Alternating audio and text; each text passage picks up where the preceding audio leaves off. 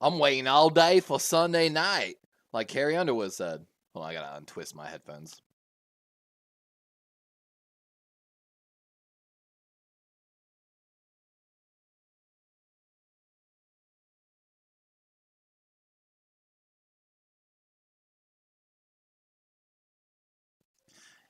Y'all cray. Hey, somehow we added another 2 followers while we were offline, so I don't know who those people were, but we appreciate you. Of course, we got one about our 10 new member goals, $5 on the new super chat on the road to $50, helping us get to, it all helps. Taking my last before I get started, that's way too big.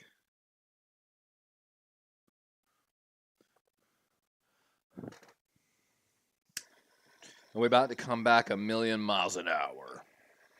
Waiting all day for Sunday. Waiting all day for Sunday night. Sorry, don't hate me, guys. Carry on to what got me on fire. Like they're saying, guys, it's like 70 degrees here in Florida. It's kind of nice.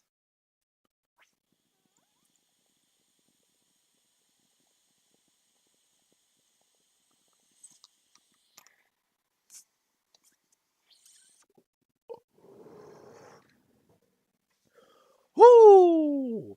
A lot on the line here tonight, guys. Of course, like they just said, the AFC East on the line for the Buffalo Bills and the Miami Dolphins. This game, of course, going to be in Hard Rock Stadium down here in Miami. This game's going on 2 hours away from me. We almost drove out to go do some pre-gaming. But this is about to be crazy because one of the things, guys, I'm going to show up here real quick. Want to get this up here.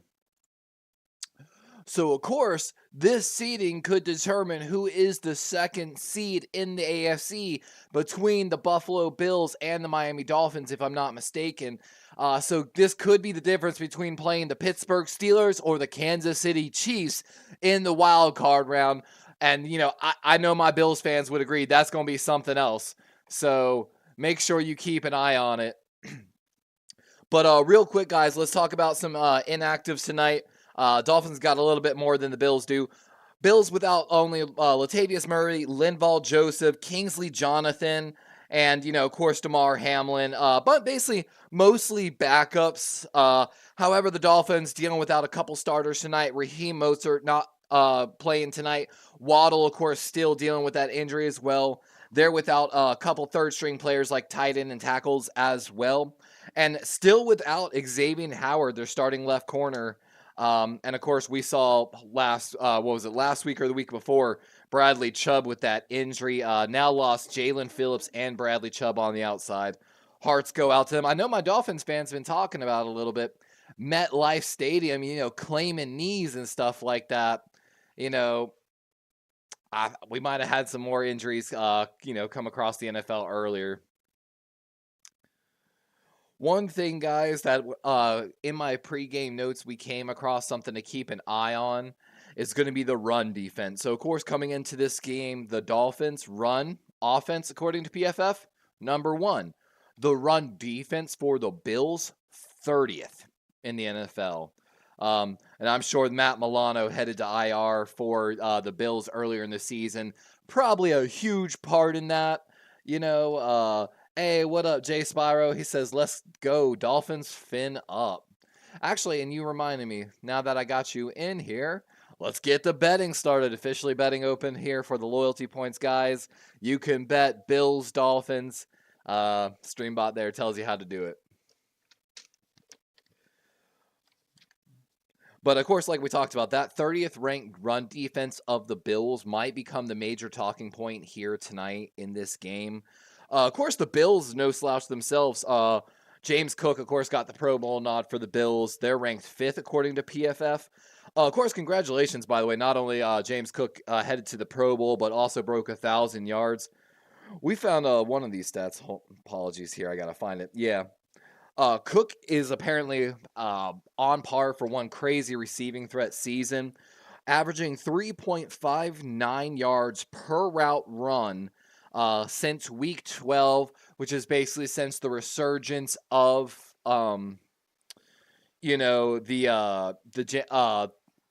of their offense with the chains potentially in the offensive coordinator.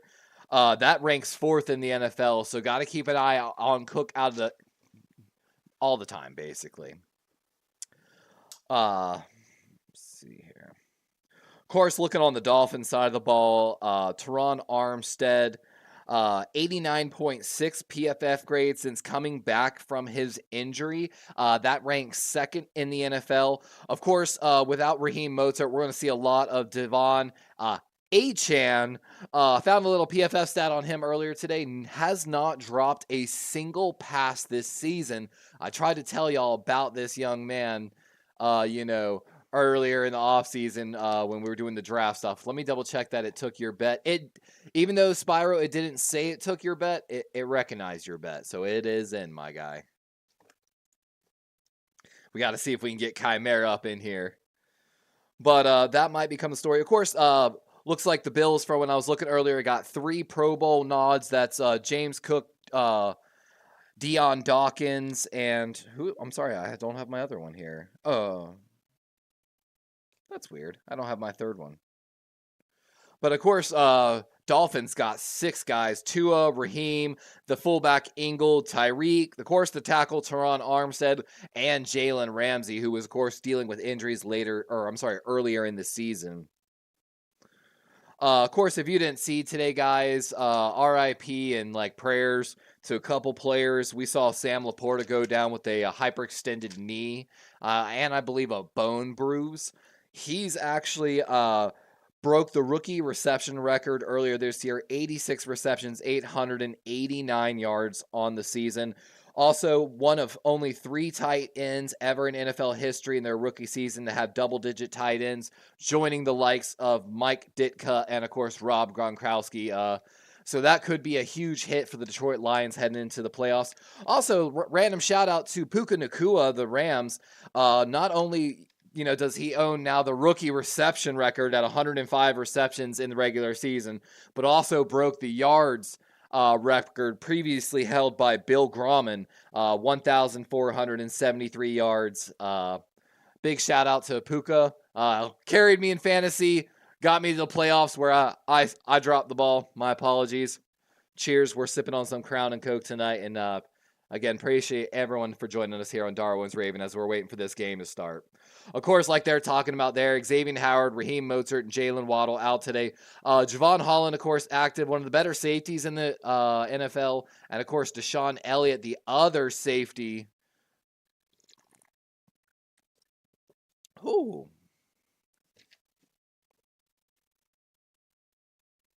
Keep an eye on it.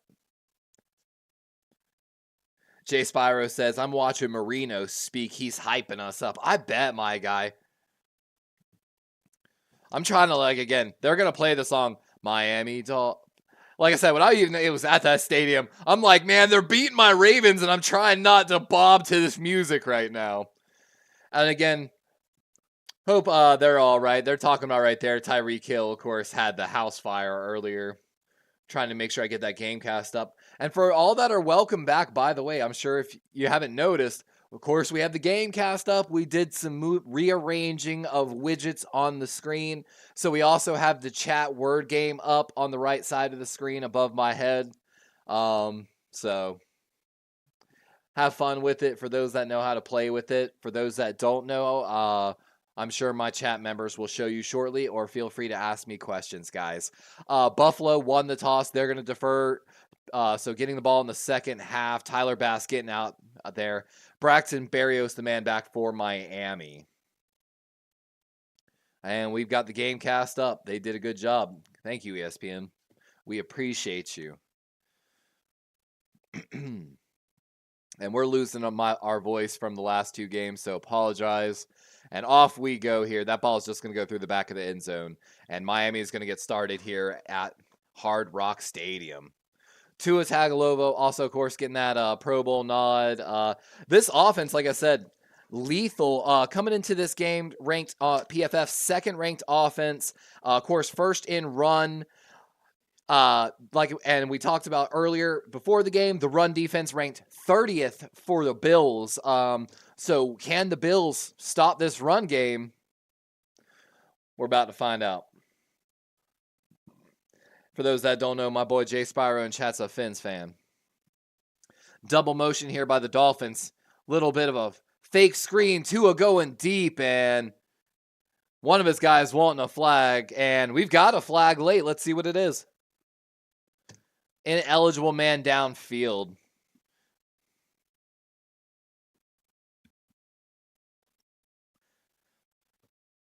.5-yard. And that's against the right guard, Robert Hunt. Of course, the Dolphins actually having some pretty good guard play in the NFL this year. I believe we talked about it in one of the previous games, one of those guys. And again, we appreciate everyone dropping in for hanging out with us here on Darwin's Raven. Second, wait, why is it? Okay, it's after the penalty. So 2nd and 10. Or they declined it, I'm sorry. H-hand, little toss play right. He's got some space. Bouncing outside, still on his feet, still going. And that's going to be a gain of 16 yards. And why did the... About a week ago. Sorry. Does anybody else have a problem every time they hear like a week ago? Like that does not like go off somewhere deep in your brain. Is it? I know it's not just me. I know there's a lot of people out there like that. Bills look like they might bring a little bit of pressure here from the right side. Let's see if they bring it. Here it comes. They're just going to box them. Yeah. And the blitz comes from the right side. Run goes that way. A little bit of misdirection by the Dolphins offense on the play. The Dolphins were trying to fake right, run left. That came right into, looked like the blitz call of the Bills. And, of course, blew up the run play in the backfield. That's like a loss of, 4? And, of course, one of the stars, supposedly Pro Bowl snub from the, Bills. I got it right here. Tyrell Dodson, their will linebacker, 87.9 PFF grade. That's one of the best among the AFC. But, of course, Roquan a PQ in there. It's hard to argue with him, right? And Tyreek with his first catch of the night. Going to bring up what I believe a third and pretty short. Real story, though. Bills O-line only allowed 10 sacks and 606 defensive drop backs. That's first in the NFL. Of course, not Tyrell. I'm trying to get the tackle's name. It's their Pro Bowl nod. Deion Dawkins only allowed 1 sack, apparently. And I tried to tell my boy Chimera about Osiris Torrance in the draft, who they took, I believe, in the 2nd round. Tua going deep, and it's intercepted by the Bills. Christian Benford trying to go celebrate in the end zone, bumping into the ref, and just like that, the Bills have the first takeaway of the evening. Ill-advised throw, looked like into kind of double coverage there. Little underthrown, great play by Benford of the Bills.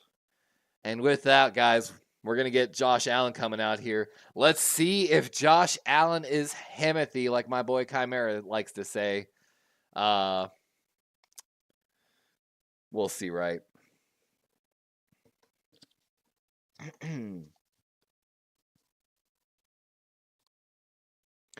Another little fun stack about Devon Achane. Well, only one of 2 running backs since week 13 to have a 75-plus running and receiving grade. And, of course, before his injury, or midway in the season, he was leading that Dolphins back and field, honestly. Animal. And, of course, we talked about it in the Ravens-Dolphins game a little bit. Zach Seiler, the defensive tackle, basically the last guy standing pass rush wise. I feel like, well, that's not fair. Van Winkle has been outstanding on the outside for the Miami Dolphins as well. So unless someone really steps up for the Miami Dolphins, I feel like Van Winkle and Seiler are the only real guys to keep an eye on that pass rush on the Miami Dolphins defense. And I'm looking to see the thing is this. The Bills with Dawson Knox and Dalton Kincaid, the two tight ends, of course, one they already had and were developing, Dalton Kincaid, of course, being their first round pick this year. They can play that like two tight end, and they can do halfback, they can do two. There's a lot of different personnel packages. I feel like they can play with two really good tight ends, and it just suits James Cook's running style. And it's why they're kind of deadly. It's why they're ranked 5th in the rush, according to PFF. Hey, there's my boy Chimera dropping in. How you doing tonight, Chimera? We got our official Bills person and our official Miami person here in the chat. I hope both y'all, I wish you both the best of luck this evening, if I can somehow do that. Man, and guys, I got some notes on it here. Of course, we got like our notes, pregame notes. I'm interested to talk with y'all a little bit and hear from chat on the opinions of several different coaching positions and GM positions across the NFL that might be up for, 4-wide look here for the Bills to start the game. Allen looking over the middle, got a man to start it early. That's going to be a gain of 4 to Stephon. Bring up a 2nd and 6. And I noticed, Chimera, my StreamBot hasn't been giving the message to tell people that, like, it registered their bet, but it did get your bet. So I think we'll also open our official poll. Oh, I don't have the poll set. I'm sorry. Cook to the outside, and he's just short inches. That's going to bring up a 3rd, and they're going to say yard. It's like inches. 11:55 here in the first, and there's the pretty boy himself, Josh Allen. He's just got like, I don't know, such like, if you look at my face compared to his face, I feel like he's got like such more like Phil. Absolutely been a turnaround since, of course, they've changed their offensive coordinator. Chimera, who's your official offensive coordinator now? And by the way, guys, I heard a rumor about who's favored in a job somewhere. 3rd and 1. Allen, hands off. Leonard Fournette with the short down situation and going to have the first down and thrown down late. His tackle coming out there making sure he doesn't get into nothing. Good run by Fournette. This is a weak side run. They line up heavy right. He kind of runs it more to the inside, but Fournette has the ability to cut this back left based upon the blocking, it looks like, and really takes advantage of it there. Keep an eye out for that late game potentially, and also to flip it. Empty backfield here now for Allen on a 1st and 10. Might take a deep shot here. Looks like they might have an opportunity. This is either a cover 3 or 1. And Allen with a short pass over the middle, left side, I should say. And that's Stephon Diggs with another. And look at that. Josh Allen, PFF's number 1 QB coming into this game. And, Chimera, one of the things also I'm very interested to talk about is potentially last-minute additions for maybe some of these playoff teams from practice squads. I don't know if that's actually possible, so I've got to do a little bit more research on that. But also for, Miami, of course, needing some edge rusher help.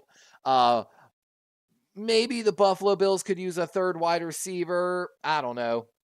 And there's Dalton Kincaid, the first-round tight end. We talked about him just a minute ago.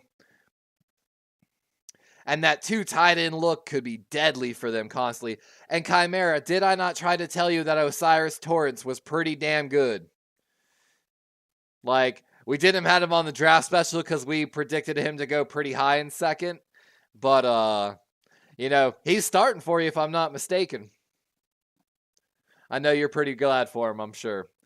Gain of 29 yards to Dalton Kincaid, by the way, on that. Strong formation here. That's what, a 22 set? James Cook, big hole over the middle. That's a first down and some. It looks like a gain of 14 yards. Down at the 21-yard line. 9:14 here on the clock as McDaniels is staring on.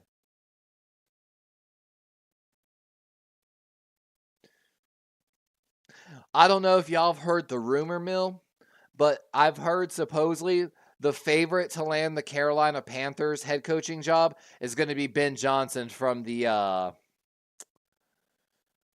Lions, but he also backed out of the job last year, so that's a big thing to keep an eye on as well. Allen with a good pocket, double pump, goes on the third time to Cook, got some space, and we just talked about Cook's ability out of the backfield as a receiving threat, especially since week 12, being one of the fourth best at it. And there he is right there. And for those that don't know, you can also play the little word game on the right side of the screen here. Let's see, SL game. We're going to make Raven the first guess because that's always my first guess. 5-letter word. Let's see if it registers my guess. 2nd and 4. Handoff, little, I don't know, that was a weird run, but able to get to a 3rd and 1 as the Bills are in the red zone.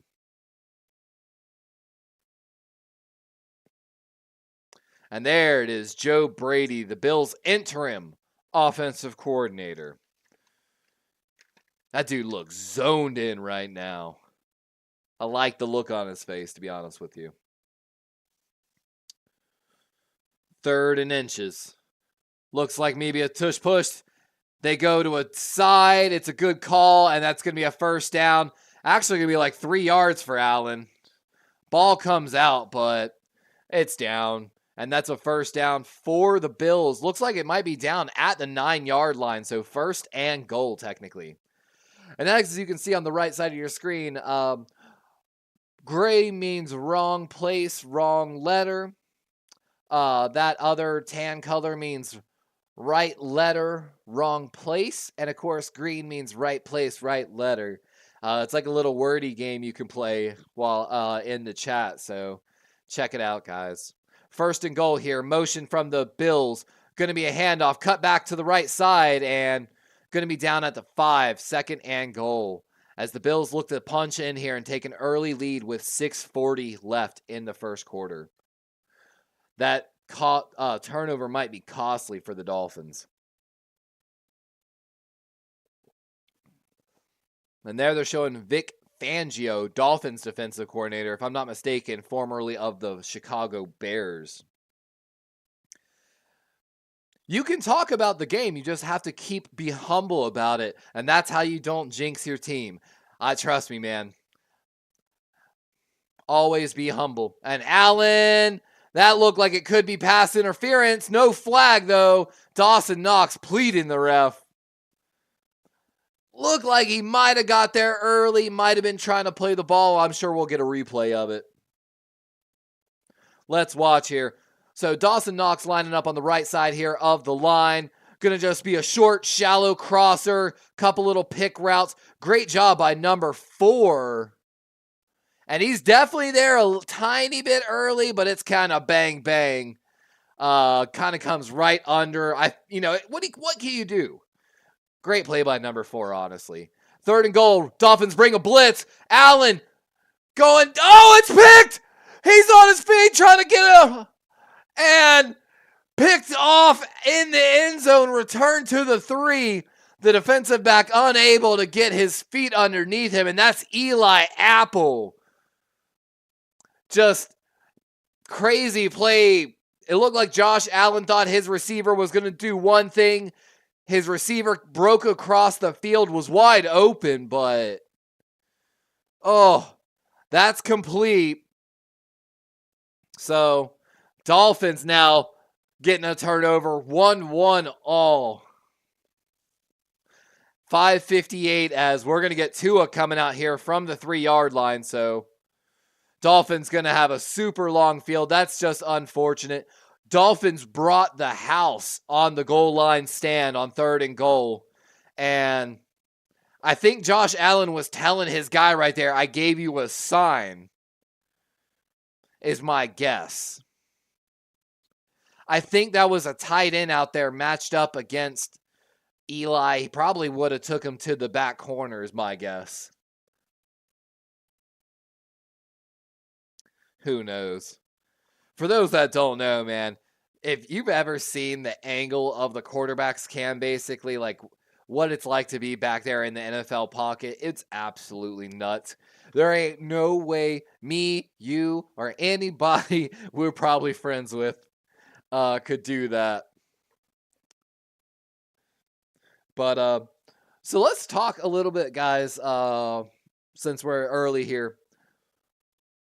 The head coaching search. A lot of teams already starting to have those talks. Of course, with the New England Patriots loss, they were harping that man at the press conference.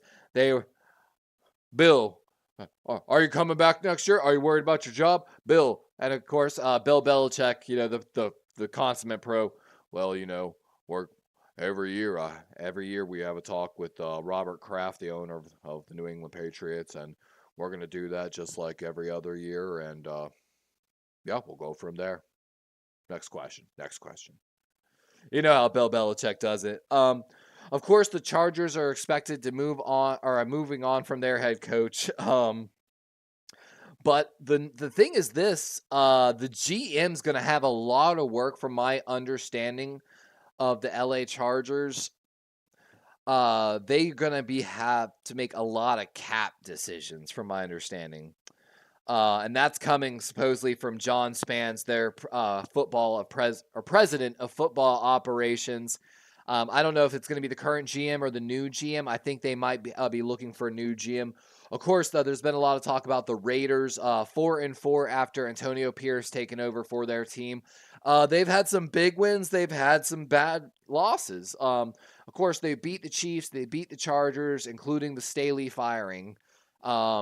So, do they give him a chance, or do they chase someone really high profile? Like we said, we know Detroit's offensive coordinator is going to be the hot ticket item. I think he pulled out of that Panthers job last year, potentially because he knew if he waited a year, he'd get a much better opportunity. There's been a lot of talk about the Bears, but we'll get back to that in a minute. 5:58 here as Tua gets started here from the 3-yard line. Run. And Achane falls over, and we've got a flag on the play. Almost fell in the end zone. Let's see what the flag is. Might be too quick. Yep, offsides on the defense. And that's going to help the Dolphins get a little breathing room. Penalty against Shaq Lawson. Of course, that Buffalo Bills defense coming into this game, pass rush ranked 17th by PFF, coverage ranked 4th, even without Tre'Davious White, who's on the IR, playing some good football in that secondary. And of course, Tyrell Dodson, the linebacker, I think having a good part of that. 1st and 5 after the penalty. Expect to pass here. Little toss play left. Achane got some space, got to the outside, and good hit at the end of the play, lowering the shoulder to get the first down. And we've got another flag, though, on the play. Let's see what it is.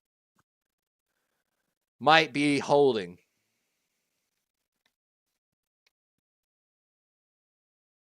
Holding. Number 72. We heard a ref say 68 right before that, though. That's interesting. And let's watch. That's against Teron Armstead.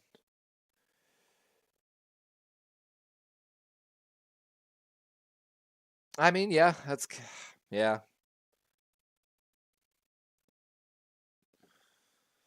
Back up Miami. Half the distance. Going to be now 1st and 9 from the 4-yard line. And the refs are... I swear I heard a whistle again. I'm so confused. Low snap for Tua. Gets it off, though. Got a slant for first down and some. He's down at the 25-yard line. Is that Berrios?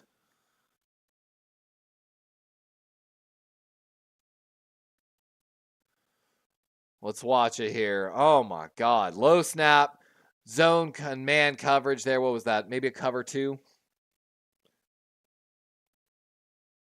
450 and ticking.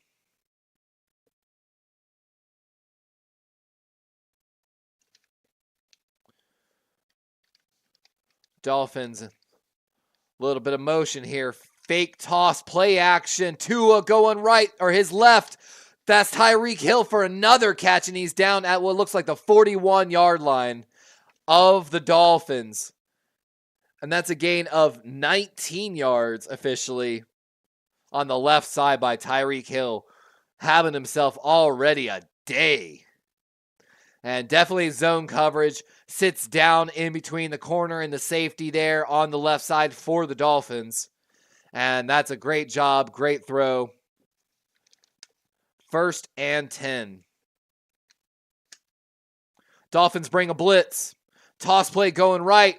Achane got some space. Getting to the outside. Got the first down. And that's going to be a gain of 11 yards as Dawson, the linebacker we were just talking about, pushed him out of bounds and giving him little props there as Achane just showing that burst when he gets to the outside.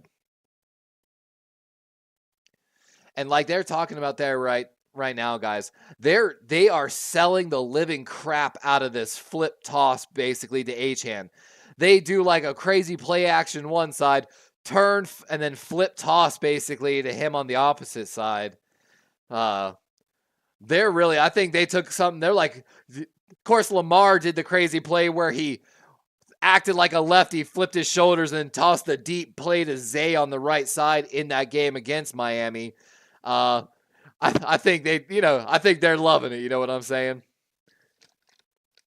But of course, like we talked about, the constant story has been Bills' inability to stop the run, getting ranked 30th by PFF in that department. Of course, though, the Dolphins ranked number 1 in the run, so it's kind of like when the Ravens-Niner game. It's the battle of the immovable object and the unstoppable force. You know what I'm saying? Little play action there, and Tua just little sidearm, and looks like he's telling the ref that they missed a penalty there. Going to bring up a 3rd and 8 with 2:40 here. Miami in a critical 3rd down situation.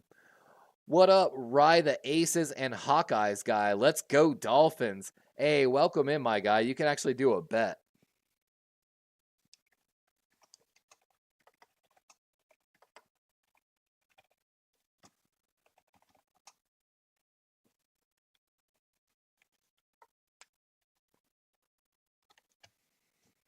But 3rd and 8 here. Tua got an empty backfield. He's going deep right side and got Tyreek, but I think that's going to be out of bounds. And we got another Dolphin fans in here. Welcome in, my guy. 2:35 as that's going to bring a 4th and 8, and punt team probably coming out here for Miami. That's a heartbreaker. I know they were trying to come away with points. That was a long field goal from the 3-yard line to start with. And who's that back there? Number 11 for the Bills. He's standing on maybe about the 9-yard line. As Bailey, the punter out here, they're trying to coffin corner from the old Madden days. Let's see if he can get it. It's going left side for the Dolphins, right for the Bills. And fair catch at the 11, it looks like. 2:29 as Buffalo comes out for the second time. 2 costly turnovers from both teams. I'm sure we're going to see that cut down. Rye the Aces says, I also root for the Vikings, but they stink. Oh, that was a heartbreaker, dude. The whole thing that happened to Kirk. Again, like I said, heartbreaking. Of course, you're already dealing with the Justin Jefferson injuries earlier in the season. I wish you would have been here earlier in the year, earlier in our offseason talks, when we were doing what we called the offseason plan, where we played the GMs of various different teams, you know. When I analyzed a little bit of the Vikings roster and everything, I found an interesting stat line. They had won more games last year by like thin margins than like almost any team in NFL history. And while that is slightly a sign of a super clutch team, it's also a highly it's hard to replicate that model. The statistical chance that you then do that again in a lot of almost 50-50 situations is hard to replicate no matter what. And so that's why we talked about that. But there was a slight potential that even though there wasn't a lot of change on the Vikings, and even if there wasn't that many injuries, that they might take a step back hypothetically, at least record-wise. And we kind of saw it unfold at the beginning of the season. So it's one of those ones where I'm like, check. Yep. It's like I said, it's like it's slightly clutch, but it's also like, we actually, and again, we're going to be doing the off-season plan again, of course, for the Baltimore Ravens and of course a ton of other teams. Forgive me, Ravens flock. I explored, of course, the Lamar trade at one point, and then of course I did a whole video about trying to do an extension for him before we signed an extension to him. I was like, all right, let's lock him up, boys. Like, so. But we covered, of course, we covered the Green Bay Packers last year. I believe we even covered the Bengals. We covered, I'm sorry, I forgot the other team. I believe the Buffalo Bills. The Bills did a pretty good job. They didn't do in free agency. As I talked to my boy Chimera, who's a moderator here on the channel, I was like, what they don't do in free agency, they got to do in the draft, and they nailed it in the draft. They nailed interior offensive lineman with Osiris Torrance, and they nailed the tight ends in Pizik with Dalton Kincaid. Both players just fell to them perfectly, and they're both starters, basically. Allen going deep. He's got a wide open Diggs, and oh my God, Diggs had rammed by everyone on the deep right side for the Bills. Oh, Allen just actually overthrew him. Cannon, bro. Let's watch this. Jalen Ramsey against Stephon Diggs. Let's watch here. And Jalen just was not ready. Jalen was expecting something short, it looks like. And just Diggs makes a small move inside and just runs by Jalen. That was terrifying. 4 wide look here for the Bills. 2nd and 10. Going to be a screen left side. Allen got him in. Oh, he's got some room around the corner. That's number 10. He's still going the 50. And he's pushed out of bounds, I believe, on the Dolphins side. That's going to be a gain of 46. Shaka. Khalil Shakir, I'm sorry. And look at that great little block there on the outside. I believe that was Gabe Davis. I believe Gabe Davis. Let's double check that. Yep, Gabe Davis. Huge block on the left side for the Bills. Ended up actually taking out 2 Miami Dolphins defenders. Springing the screenplay on the left side. 145 here. Dolphins creeping up. Here they come. Run going right. And that's not Cook. I'm sorry, I don't know the exact name right there. 26 of the Bills. Ride the Aces says, I thought you only covered your Ravens games. I didn't know you jumped around live stream coverage. So that's the thing, Rye. We were only doing really Ravens coverage and then, of course, our normal draft and off-season coverage. But when I hit my 500 subscriber mark and hit my first monetization goal on YouTube, I made a promise to my subscribers that along that journey that I would at least start calling 2 games a week, of course, the Ravens and at least one other game, to the point that I've actually invested money. I now, have like ESPN Plus subscriptions. I have Peacock subscription. I have a parent, all the subscriptions so that I can actually physically watch the other games as well to be able to give a better broadcast of the games. So, welcome to the journey, man. We're trying to, the Pro Bowl's here in Orlando, 2 hours away from me. I priced out my trip to the draft. It's like $700, sadly. And I'm trying to also organize the NFL Combine if I can get up to there as well. I don't know if it's going to be at Indianapolis Lucas Oil this year. But 3rd and 5, ball at the 39 of the Dolphins. Empty backfield here for Josh Allen.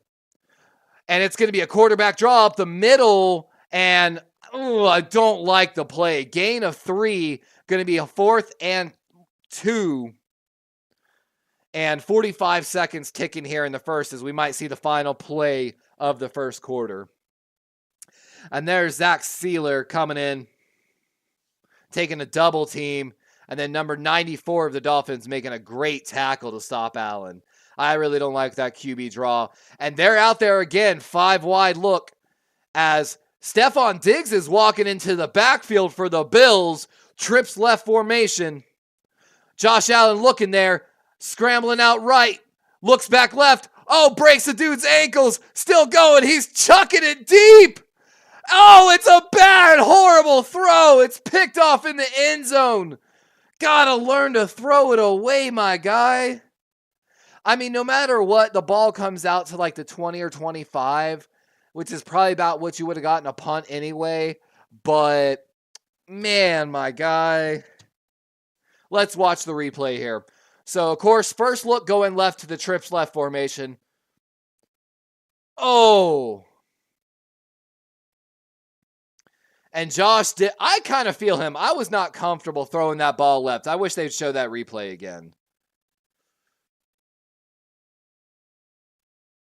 And Gabe Davis, unfortunately, just gets tripped up and never even gets a chance to go up for that ball. You got to kind of appreciate that Josh Allen, like, mentality, the gunslinger. Like, Rye says, ouch, at 700, some things definitely worth. See, that's the thing. Actually, the draft is free. The round trip flight from where I'm at on Delta Airlines to Detroit and back, only $150. Not bad. But the hotels in Detroit, most of them already sold out. And even like the cheaper ones near the airport, like 30 minutes from the draft, are like $200 a night right now. So that's the true hard part about getting to the draft right now. Is it's not the flight to get from Florida to Detroit. It's not getting into the draft. It's none of that. It's somewhere to stay if I actually tried to do 3 nights of coverage at the draft. I'm really thinking about doing some coverage from the Pro Bowl, but the thing is this, I kind of need a cameraman, to be honest with you, and I don't want to really force my girlfriend into that role. Because at the Pro Bowl, I can't bring selfie sticks. I can't really set up anywhere. I don't want to be a nuisance. So the best I could do, I feel like content-wise, is if I had someone that could come help me at the Pro Bowl. And of course, probably should trust someone that I know in real life a little more, which makes it very much more limited. I don't think my boy Azos is going to be able to get the time off to come down here to Florida. Yeah, he done threw another one. But, it's one of those ones like we just talked about. That honestly, that interception, not too much different of a result than if they punted the ball. Maybe they could have got a little better position with the punt, net of probably like somewhere between 10 and 15 yards potentially. But so I don't know. Statistically, I would argue that the stats would probably tell you chuck it at this point. And as long as they don't return the ball and the loss or gain of 10 to 15 yards compared to the absolute percentage chance of a touchdown throw. The NFL announcer said he should have took that throw left. I don't know. That was I think Josh Allen's like me. He's played a little bit too much Madden, and he's watched some of those all Madden cornerbacks absolutely just break through the natural pick on that route and take that, because that's the thing. That's a great route. That's a great throw, but it's also a throw that if the DB reads it, it's a pick six. It's an absolute pick six all the way back to the house every single time, unless you got someone back there named Lamar Jackson as your quarterback or you've got players like, who was it? Calvin Johnson once chased someone down like that. Was it Larry Fitzgerald? I think chased someone down like that. And there's a few players that have absolutely DK Metcalf had one of those games where he chased down someone that got an interception. Yo, what up, Logan? What up, Neo? How y'all doing tonight? Cheers, my guys.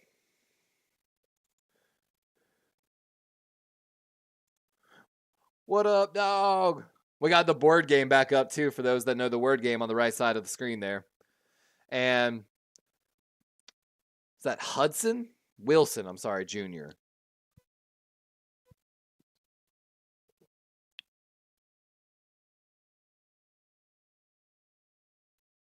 I missed a play, apparently. Tyrell Dodson got a sack before they came back on coverage. What is that, man?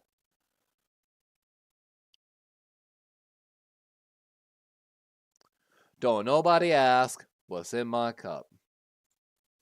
3rd and 5, though. Trips right formation. A little bit of motion on that side, too. Tua looking that way over the middle. Got a man. And that's going to be a first down. Good catch as Benner and Hyde deliver a big hit to number 0 of the Miami Dolphins. And again, guys, you can do some betting. Like,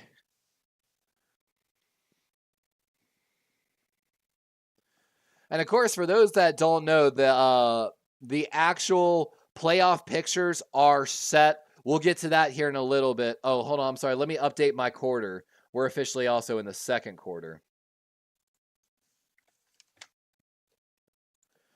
1st and 10, 13:40 in the second. Little sweet play going left as Achane takes a huge hit in the backfield. Woo, as he was going down. That's Gregory Rousseau and Dodson. Again, Tyrell Dodson, like I said, you're going to hear that name a lot for the Bills. Really good linebacker. Might have been one of the Pro Bowl snubs slightly. And Chimera, my boys, they got an argument there. And, that could have been a horrible hit. Horrible. He avoided the head of Achane. I'm really glad for that. 2nd and 14. You got to do also like a number. So like 10 between, depending on how many points you have. So for those that don't know in chat, what you can do first is exclamation point points. That'll tell you how many points you have in the chat. And then you can do exclamation point bet, either, whoever your team is, and then a number between like 1 and 100,000 or 10,000, I'm sorry, and bet for your teams. That's how you bet in chat. I wish I could modify that a little more. Maybe I can actually here in the future. I just had an idea for that. 3rd and 14.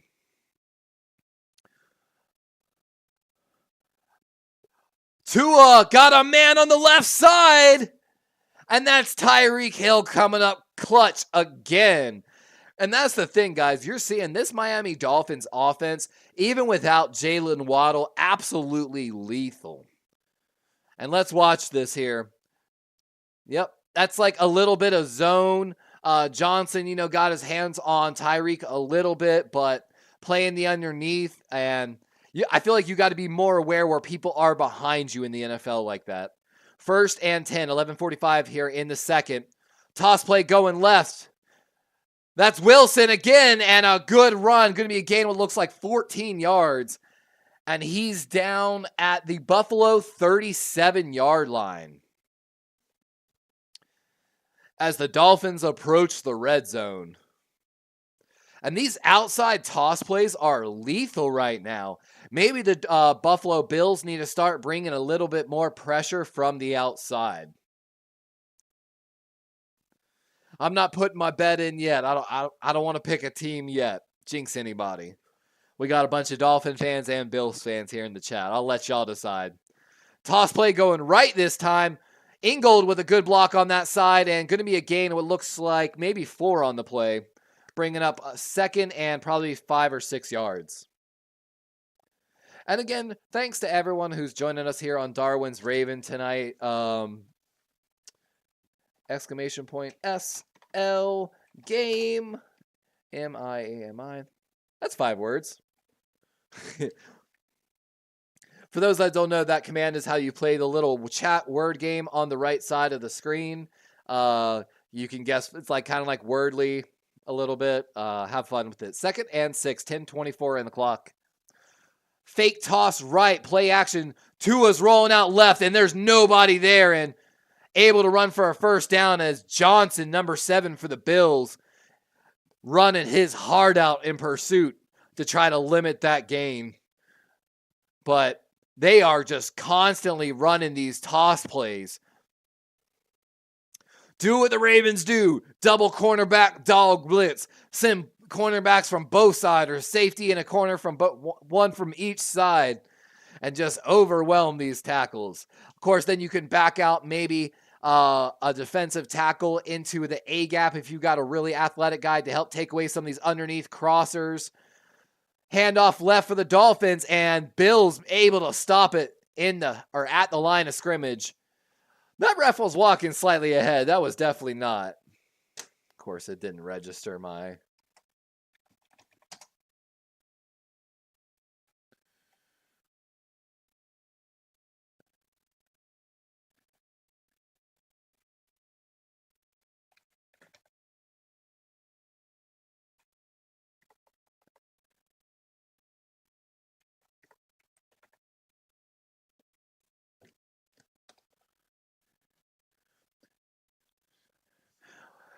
Hold on one second. I'll get to that joke. Toss play going right this time, and 2 cuts. Achane, and he's in! Touchdown Dolphins! And when at 8:50, almost halfway through the second quarter, Miami's the first team on the board. Great run. Little toss play right. Saw lots of pulling action there, and he just made 2 really good cuts. Let's watch the replay. Let's watch it here. Little fake jet sweep left, toss right. Achane with 2 good cuts on the play, and he leaves Poyer in the dust and then leaves another man in the dust with a blocker ahead of him. And barring this PAT, it's going to be 7-0 Miami. And as you can see on the right side of my screen, it registered the Acer's guess. So gray means the wrong letter, wrong position. Tan means right letter, right or wrong position. And green, of course, being right letter, right position. We got a fun little wordly game you can play on the right side of the screen in chat for those that like to play games.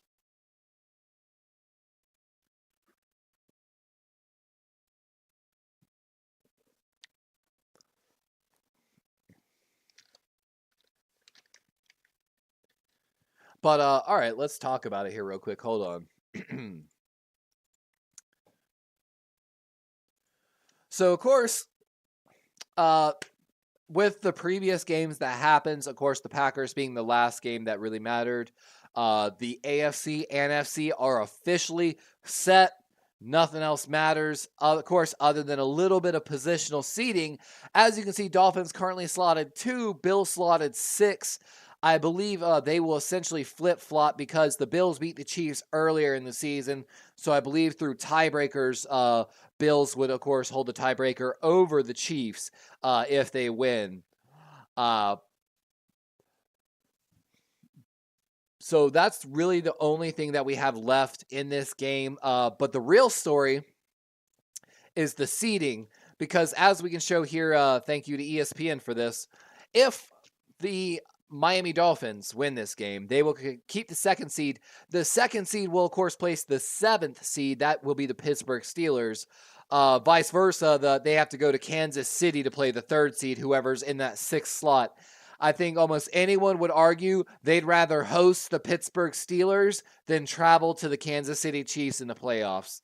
Again, no disrespect to the Steelers, but it just be like that, you know.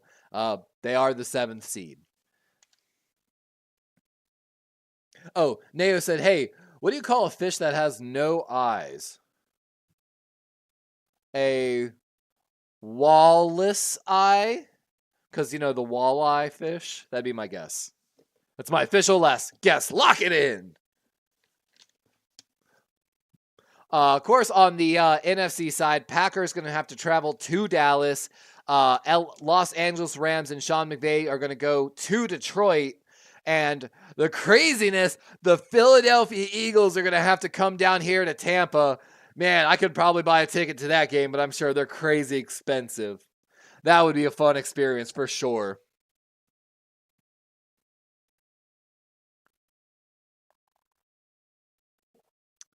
Nope.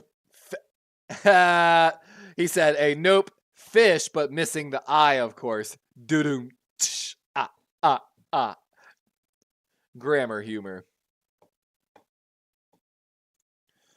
But another thing, guys, that we've been kind of keeping an eye on a little bit is, of course, the NFL coming to an end. There's the real scenario, of course, of the number 2 overall pick. Everyone knows that via the trade last year and the Carolina Panthers, that Chicago owns the number 1 overall pick.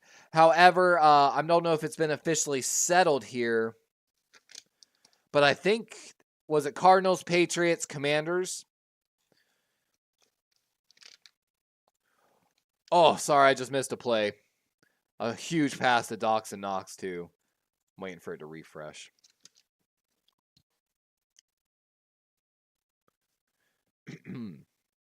And of course, guys, we're losing our voice from doing 2 games yesterday, so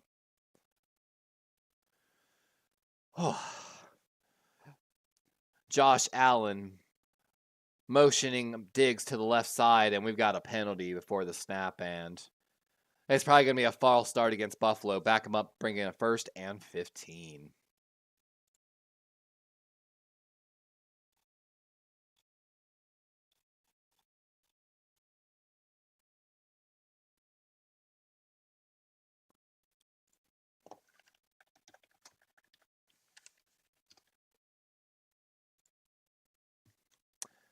And ESPN did an article for me 2 hours ago. So we have the official draft order for at least the first 18 picks. We'll talk about that here a little bit.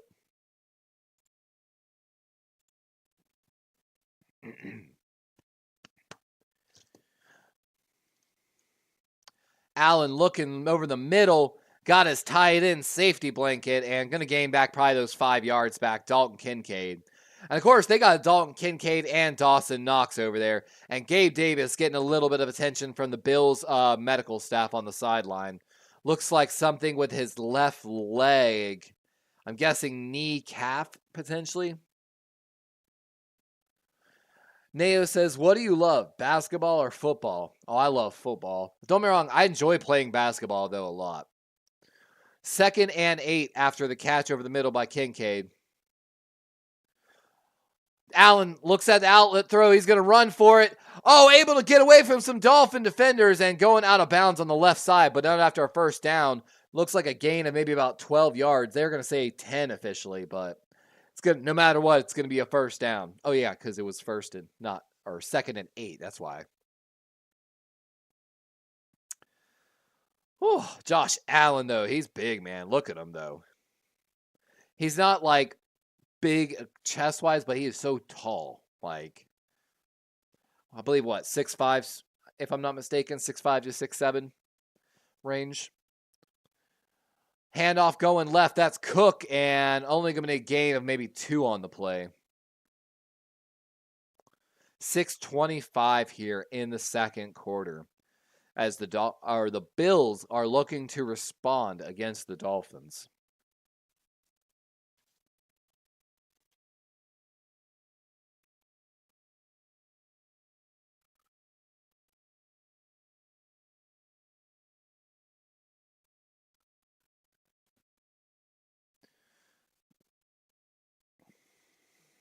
Let's see it here.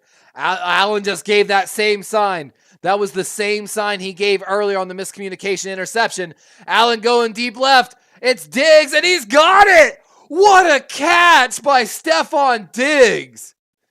Staring down as he's sitting there on the ground. And that's definitely saying, like, go to the fade, basically. Fade, go. And as they bring pressure, Allen gives the same signal, this time to Diggs, and this time Eli Apple not coming away with the interception, but just great throw, and what a catch by Diggs. What a catch. Almost had a chance to touch the ground. 1st and goal after the catch. Handoff, that's Cook, good cut back inside, and only going to be a gain of 1, though. Dolphins swarming.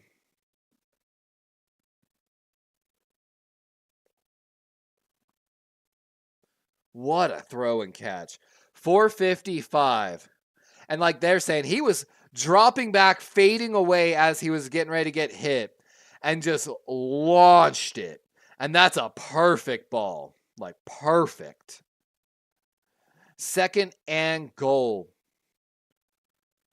Motion to the right. That's going to be the strong side. Let's see if he goes there. They're going over the middle, and look like the ball. What a catch! Number 16. And let's see if it... I lost sight of the ball, guys. And as it stands, it's a 7-play, 75-yard drive for a touchdown. And it just flicked it, and that's a toe tap catch. That's a touchdown. What the heck? It like flipped. What just happened? Did it get batted at the line of scrimmage? I'm so confused how the ball ended up like that. Can they show me that replay? What? Hey, K-Lay knows how to play the game.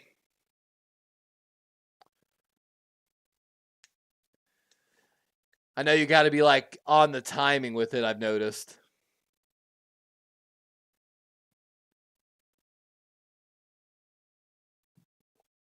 What the heck was that, guys? Like, show me that replay.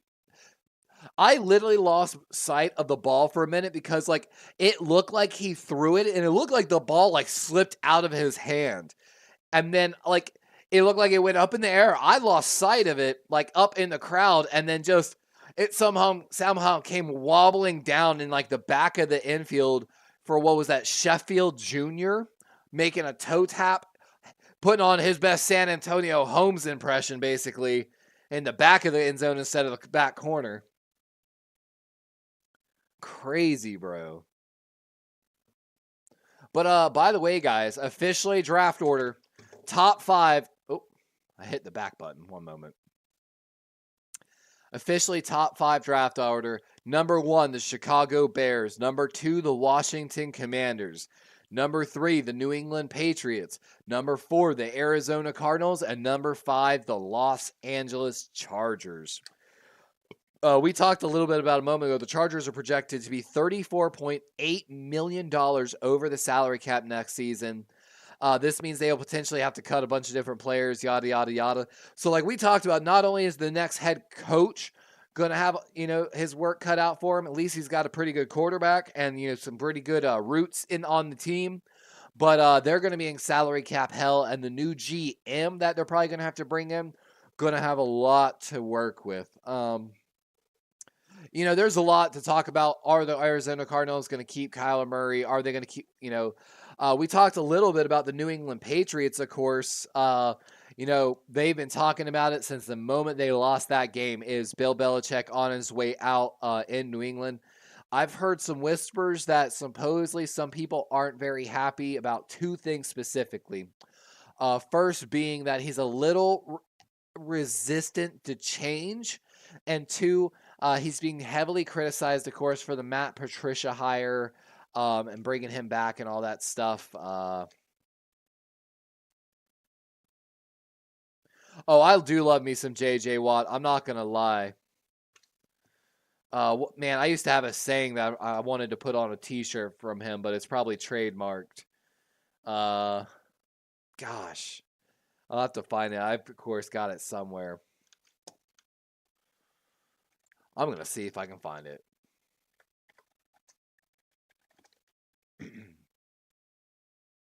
There it is. J.J. Watt once said, "Success isn't owned, it's leased, and rent is due every day." So shout out to J.J. Watt. You'll never see my broadcast, but I know you getting out there.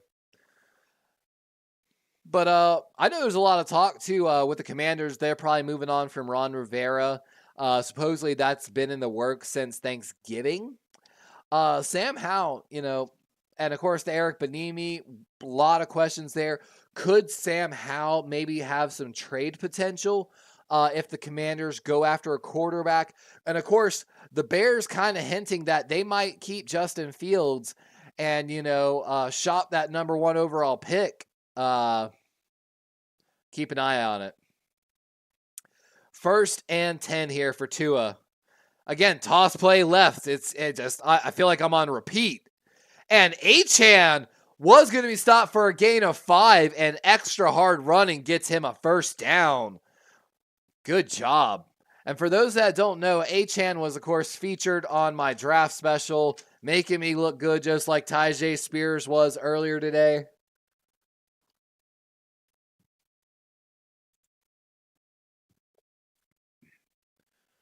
Oh, and 31 is down for the Bills.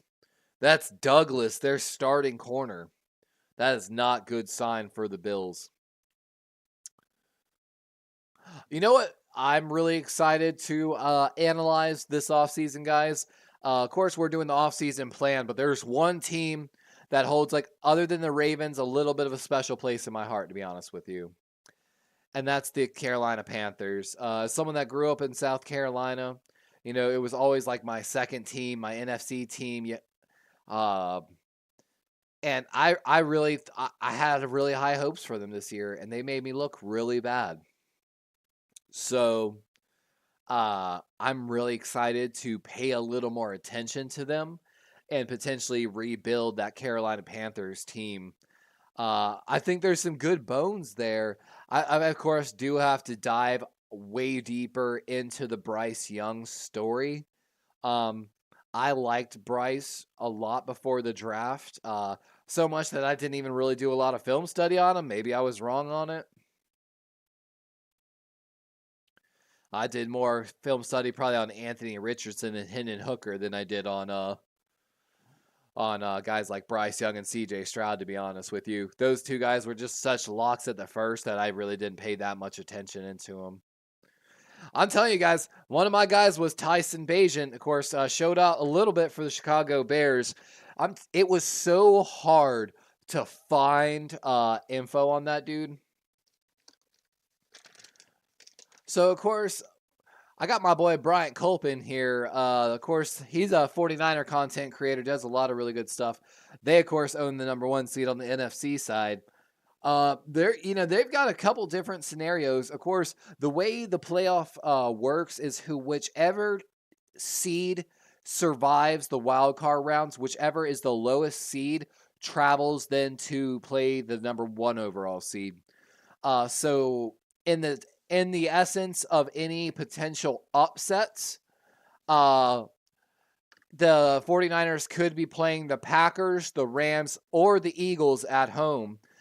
So kind of what's funny, a lot of rematches there, of course, Rams and Eagles. The fun little story, of course, the Eagles not taking the NFC. Oh my gosh, sorry. The NFC East. It's just so weird that the Cowboys are in that division. But the Eagles are the 5th seed, so the Eagles will actually have to travel here to Tampa Bay. So if tickets were cheap, I might think about buying a ticket to the Tampa Bay game, to be honest with you. I'm about to look up the tickets right now.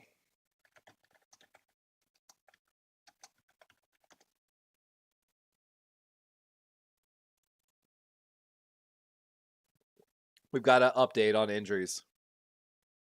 Gabe Davis. And Gabe Davis went to the locker room, questionable to return. Oh, that's heartbreaking, bro.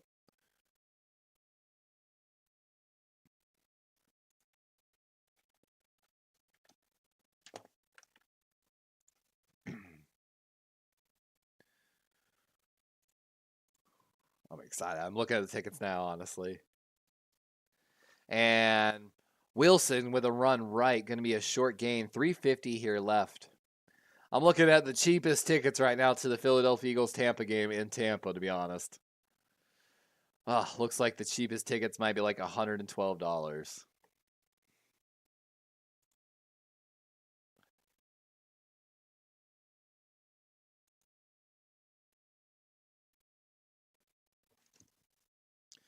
And that trade for Rasul Douglas paying off dividends. Play action here. Tua looking left, goes over looking right, goes over the middle right. And that Smythe is tied in for another first down, and they're into Bills territory, guys.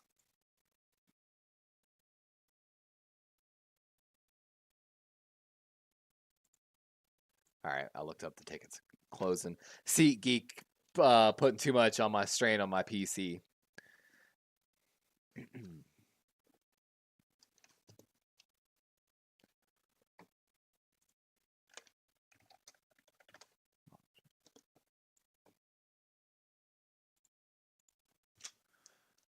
2:49 as the run goes left, and Wilson still going, a little bit of extra pushing after the play. No flags, though.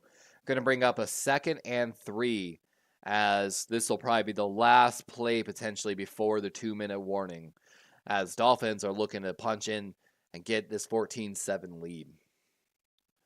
Losing my voice, and it's going deeper. I like it. And of course, Raheem Mostert will be back for the playoffs, so Dolphins are probably going to be super excited about that. Here we go. Run going left, and Bills are there. That's Spectre, number 54 for the Bills. Second-year man out of Clemson got a great tackle, and that's going to bring up the 2-minute warning as the Dolphins get here ready for a critical third down. They might be in field goal range, but I'm not positive on that.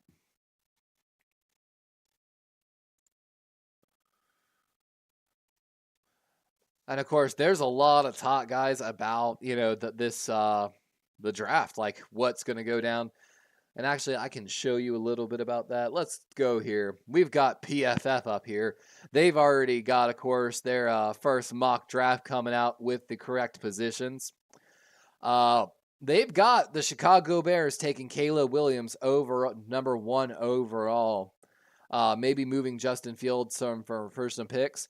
They've got Drake May, the quarterback out of UNC, going to them. So they had Sam Howell. They're going to move on from him. Isn't Sam Howell a UNC quarterback?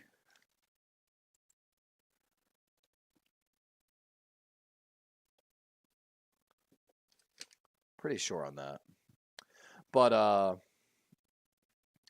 New England Patriots getting Jaden Daniels. If that's the Heisman winner, yep. Honestly, I love that pick. I think that would be a great pick for the New England Patriots. I could definitely see Jaden Daniels, though, potentially going number 2 instead of Drake May. They've got Marvin Harrison Jr. dropping number 4 to the Arizona Cardinals. Malik Neighbors, the LSU guy, going to the Giants because they got to get some weapons there. Okay, there's that Notre Dame tackle, Joe Alt. I heard a little bit about him earlier today, actually. I like it. Then the Chicago Bears go get the wide receiver out of Washington. Ooh, Atlanta taking Michael Penix Jr. out of Washington. Ooh. And again, Michael could definitely, based upon how the pre-draft process go, maybe sneak up somewhere up here. Especially the thing is this, if we see a run on quarterbacks early, like at the number 1 pick, which is highly likely, it starts the quarterback run. And so, where does it end? So especially right here, number 4, number 5, if you really think that Michael Penix is your quarterback of the future and your guy, you're going up to probably number 4 to go get him. If you're not the Atlanta Falcons, maybe the Raiders have that thought. Maybe, again, right here, are we going to have a historic 5 quarterbacks in the top 12? We might have tons of quarterbacks going in the first round. I'm excited for it. And of course, what makes me excited about a quarterback-hungry draft, guys, is it means more skill players dropped, which means Baltimore might be able to find a great player late. And Cedric Wilson with a catch on the right side for the Dolphins. We've got a flag on the play, but as it stands right now, that's a great catch on a corner route down in the red zone. Neo says, what is your favorite Madden? My favorite Maddens are ones where the Ravens are on the cover. Nah, but for real, a lot of the new Maddens are absolute garbage, and I've been boycotting basically EA. I've refused since Lamar Jackson was on the cover of Madden to support. That was the last Madden game I bought, honestly. I play them whenever they come out free on like Game Pass for Microsoft and EA and all that, but I boycott Madden, honestly, now. 1st and 10 here in the red zone. Handoff going right, and good job by the Bills to rally. Going to be only like a gain of 145 here As the Bills burn their first timeout of the evening, Dolphins, of course, still have all three.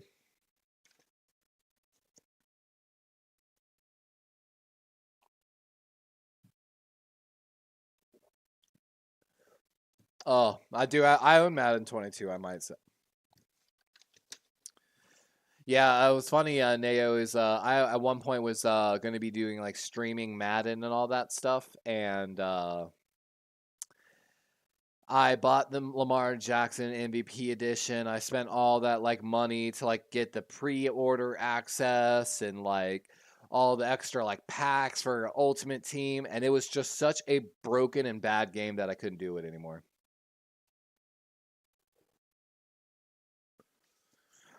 Spectre, the linebacker that made that tackle earlier, only 5 snaps all year. Keep an eye on it. Tua setting up a half, or that's Tyreek, I'm sorry. And we've got a flag late on the play here. And let's see what this is.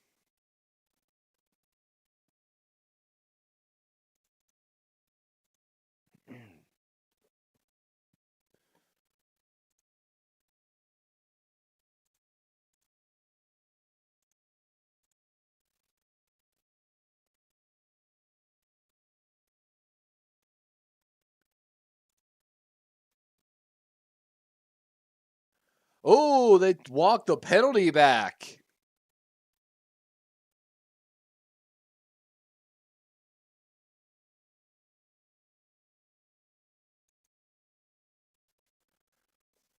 And let me know, is it having issues, guys?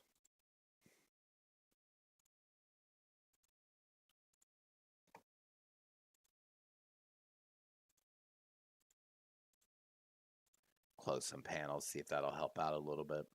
I'm getting like an error message on my OBS from YouTube saying it's having issues with video.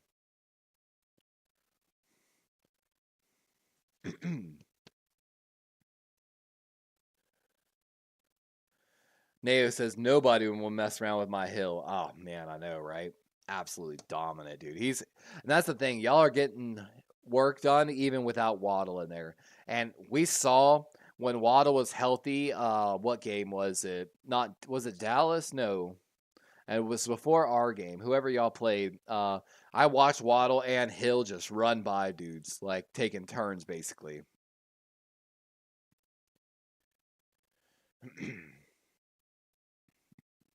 3rd and 1 here.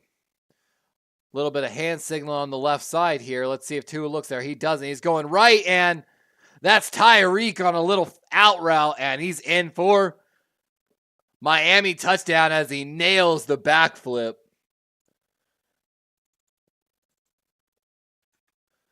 They're playing that Miami Dolphins song right now. But that will leave enough time for the Bills to have a chance to come out and get it.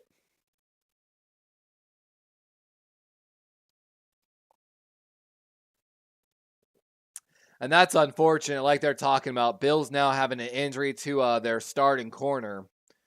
And that's rough, man.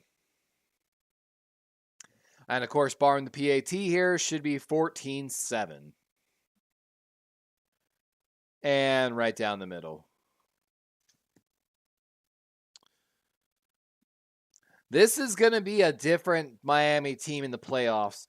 The offense in the playoffs for the Miami Dolphins is going to be a lot stronger, while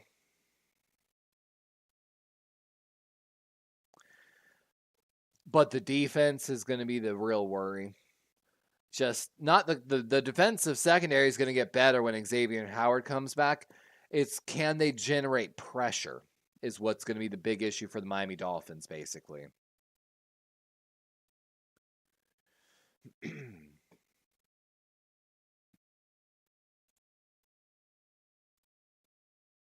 I'll be right back, guys.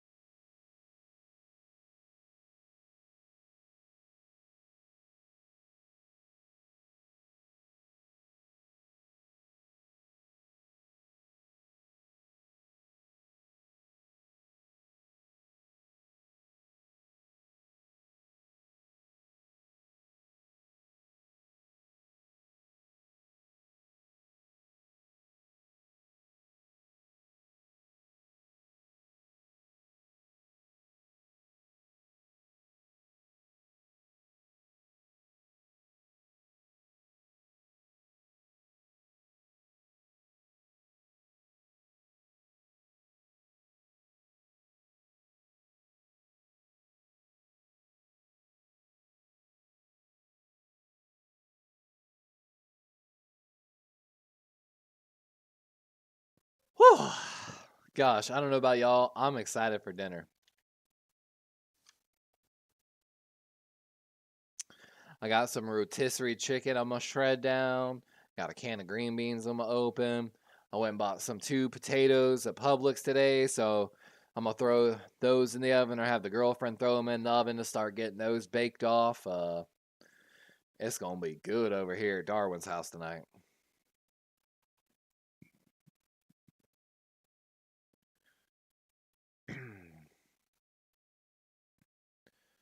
Wow.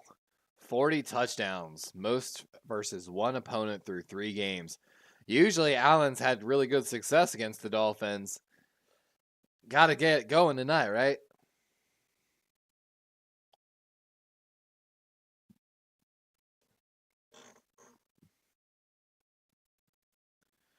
Let's see.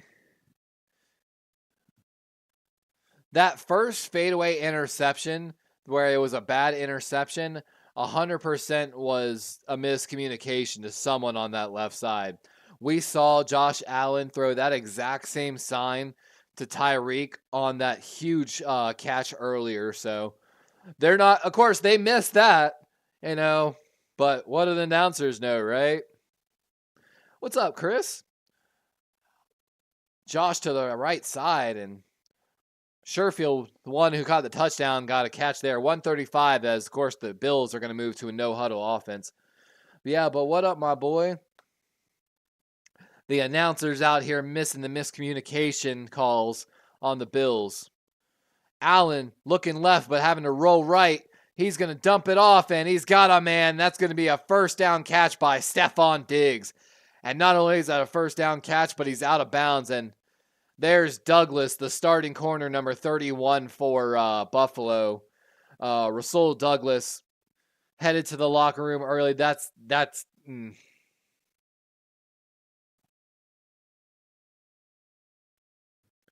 I know, Christopher. I might take a week off when the Ravens take a week off. Honestly, just to spend a weekend with a girlfriend. It's something I'm talking about a little bit. Maybe we'll go out to dinner or something like that. And if we don't, maybe I'll go to the Tampa Bay game.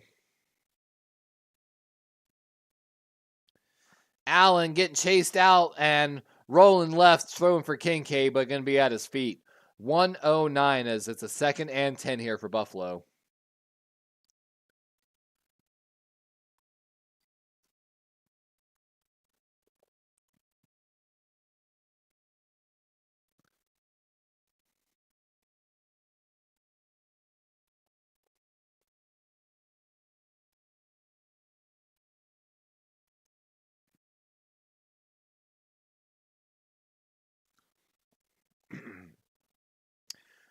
Trip left formation here for the Bills. Keep an eye on that side. Let's see if he goes there. He's looking. Got a slant from there, and Shakir going to be tackled. Short gain going to bring up what looks like a 3rd and maybe 4 or 5 yards. And I'm guessing that's Buffalo taking a timeout. Ooh, that's their last one? Ooh, that's rough. Christopher says you should save your energy for when the Ravens play because you're going to be talking cat. I know, right? Like legit. I'm so losing my voice from the games yesterday. And man, I don't know if y'all have seen there's been some people like conspiracy theory level is how I would put it almost, that the Ravens really did want to lose and make sure that Pittsburgh got in, because the potential is if Pittsburgh wins their game, that Pittsburgh will have to come back to Baltimore to play the starters, where Baltimore might be able to get a little bit of revenge. You know what I'm saying? We talked about that a little bit. Pittsburgh, of course, going to play whoever is the 2 seed. So basically, Pittsburgh should play whoever wins this game, if I'm not mistaken. Hey, there's my boy, Azo. Azo, what are you doing in February? Hey, Azo knowing how to play the game, by the way. For those that don't see it, on the right side of the screen above my head, there's a little word game you can play. Azo showing you how to play it there. And short pass right, that's Diggs. He's got some room. Back across the field and down at the 23-yard line of the Dolphins. 35 seconds and ticking. Bills don't have a way to stop the time. Dolphins still have all 3 timeouts, though. Of course, no huddle here. Allen looking left. Looks back right. He's got his tight end and just going to get out of bounds. Really not much gain there. Maybe like a yard. And 21 seconds as the Buffalo's trying to tie this game before half. Of course, Buffalo did win the coin toss and deferred. So they will get the ball to start the second half. So not end of the world for Bills fans if they don't score here. But if they do score, they could really come out of halftime and take the momentum in this game. So big 21 seconds here left in the second quarter.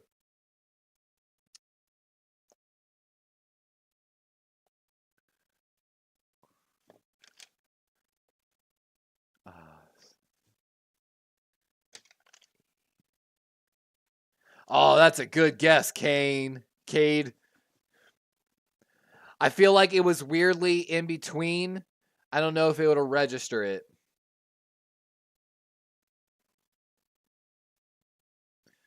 And they might rule this. Oh, okay. I think that's a catch. I think it might have been in the middle of like the time. Wonder if it doesn't have to be a moderator because we've seen other people do it. I wish I knew what was causing the issue with that bot, to be honest with you.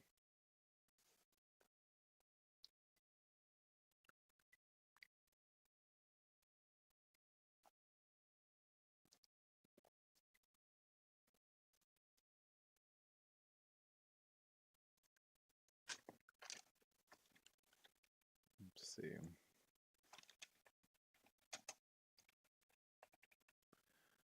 Gonna wait. Player chat's turn. It's counting down. Let's try it now. Come on, Streamlabs. Stop being so bad. Christopher says, honestly, I don't care who we play this year as the Ravens are ready for all the smoke in the playoffs. I agree, my guy. This is, like we talked about, one of the best teams we've seen in a long time. Actually, we've got it right here. Give me one moment here.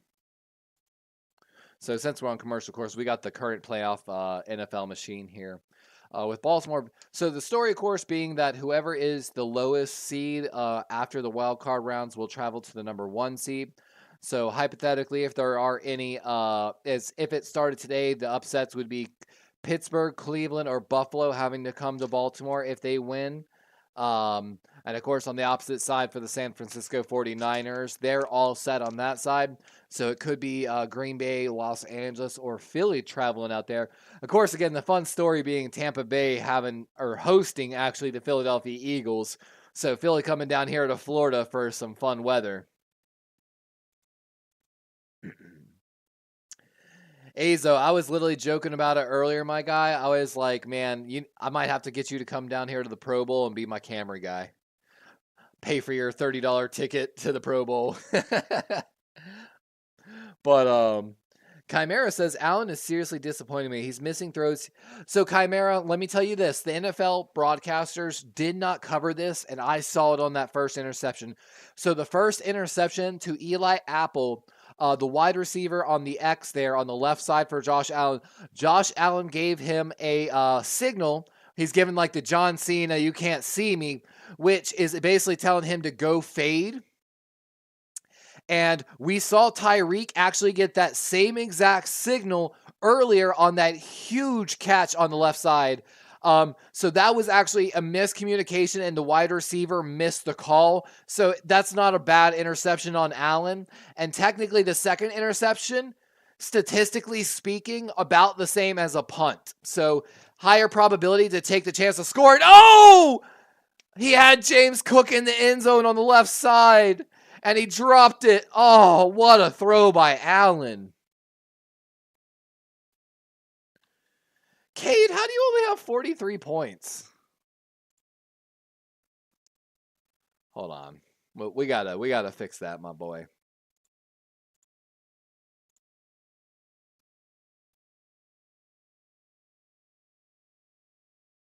Found you.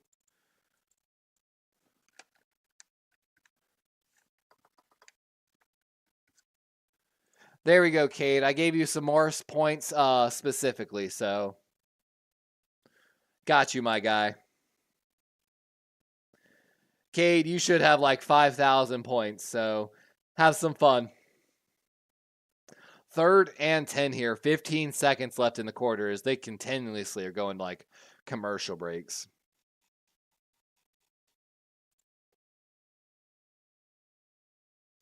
Cade says, I got funked over on some gambles.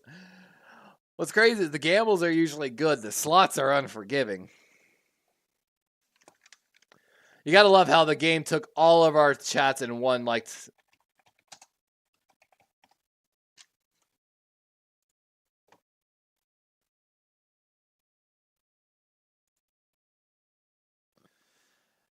And the Dolphins got 1, 2, 3, 4, 5, 6, 7 guys standing in the end zone. They're going to get the first down and get out of bounds. That was a really bad play call by the Dolphins, in my opinion. What the heck was that? They were able to get the first down with 11 seconds. Even Tua's like, what? Bro, why did we do that? I think even Mike McDonald's like, did my D coordinator really just do that? Like, that was insane. What the hell was that D call by the Dolphins? They gave them a first down. Gave it to them. And they were able to get out of bounds so easily. And Miami going to take a timeout because obviously the defensive coordinator needs a moment to think. That was bad. Like...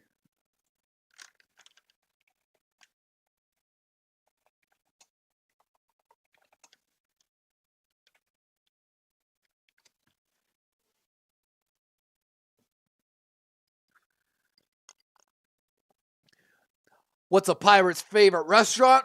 Arby's. Ahoy, Captain Chimera, trying to get the crew together for a treasure hunt. Join him in chat. Oh. Don't worry about me, guys. I'm fine. Oh, is Gamecast ruining something for me? It's not. Allen from the empty backfield, looking left, pressured, gonna throw a dart! Oh, he stopped short! Oh, they're not going to get a playoff. It didn't look like he reached for it. They're going to say first down, but it's half. Oh, that was literally... Give me a replay. Come on, coverage. How are you not going to show me a replay? There we go, finally. And what a stand by the Dolphins. That's the right call. Number 33 and 55 of the Dolphins coming in for a tackle at literally the 1 yard line. That is insane.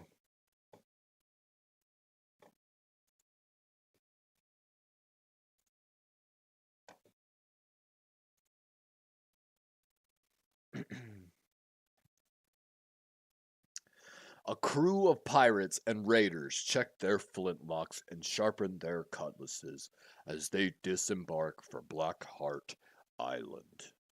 The poisonous fog sends half the crew to Davy Jones' locker. The rest escape with a handful of plunder and a tale of plenty. I'm Captain Jack Sparrow, motherfucker!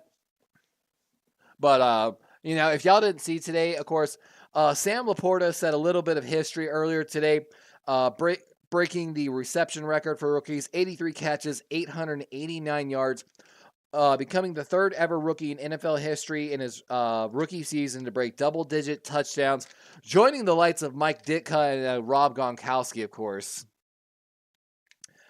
He did, however, suffer a hyperextended knee and a bone bruise in that game, so prayers up to our boy Laporta out there.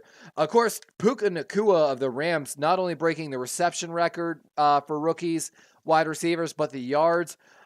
He's got 105 catches for like 1,473 yards was the previous record held by Bill Grauman. So Puka making some history as well this year. But we've also got some other prayer ups going out. Of course, we saw earlier A.J. Brown also dealing with a knee injury. You've got guys like Stephon Gilmore as well. going down for Dallas, having some injuries. Gerald Everett of the Chargers. Uh, there was a lot of guys with some injuries today. Sidney Brown also was ruled out of the Giants game. He's been a huge part, of course, having that pick 6 not too long ago. But of course, the shoulder injury to Stephon Gilmore was a little concerning for them. Packers, of course, also Romeo Doubs and Zach Tom, the offensive lineman, who we talked a little bit. They dealt with some injuries earlier. And of course, Travis Kelce ruled out in that Chiefs game.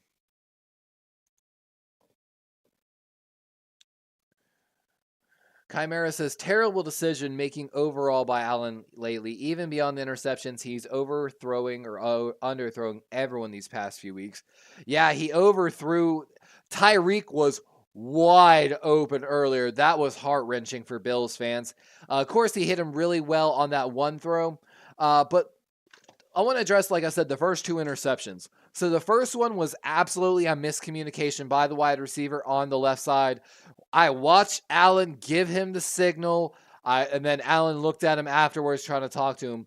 The second one, while not the best, Gabe Davis might have had a chance on that ball, statistically speaking. So as long as the guy does not return the ball.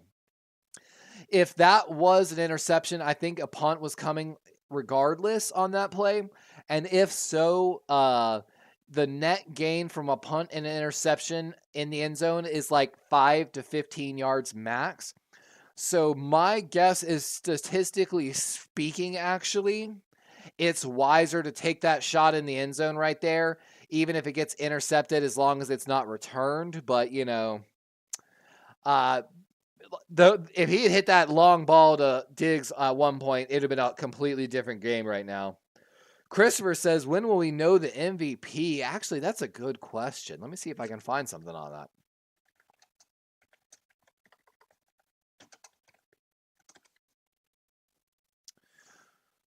So, previous years, the NFL announced the MVP somewhere between February 6th and February 10th. So my guess is we're going to get the MVP winner here. Oh, it says officially February 8th. So we'll get the MVP announcement officially tomorrow, guys. That's actually really exciting. Great question, by the way, Christopher, on that.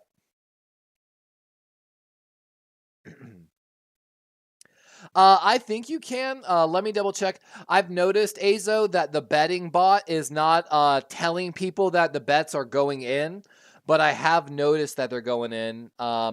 It did not register. You can only bet up to 10,000. So you can bet up to 10,000 on that. But you can gamble like 100,000, Azo, so I did put that up there.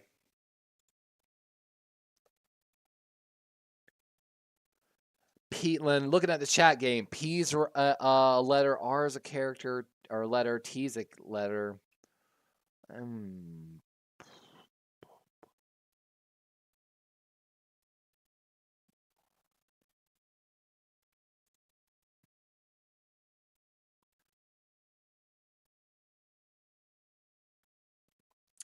I believe so, Kane. I've got 1 bet on the Bills, 2 bets on the Dolphins. Pot totaling right now 16,210 after the 3 bets. Of course, Azos did not get in, so I think it registered your bet, Kane. Oh no, yeah, it's 1,210 on the Dolphins. I'm guessing that's the second bet that I got in, because I haven't bet either. Again, I wish it would like actually show me like who bet on who, or like a running total list, but we're working on it, guys. We're working on it. Hey, Christopher, with that super chat, what's up, my guy? It says that's my first super on a live stream. That's not true. We had some supers throughout the week, but appreciate you, my guy, Christopher.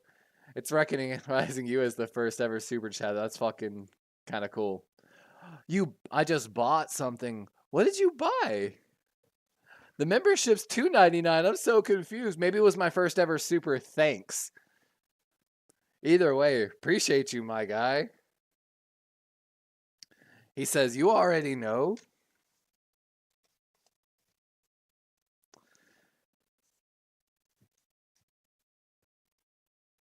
Man.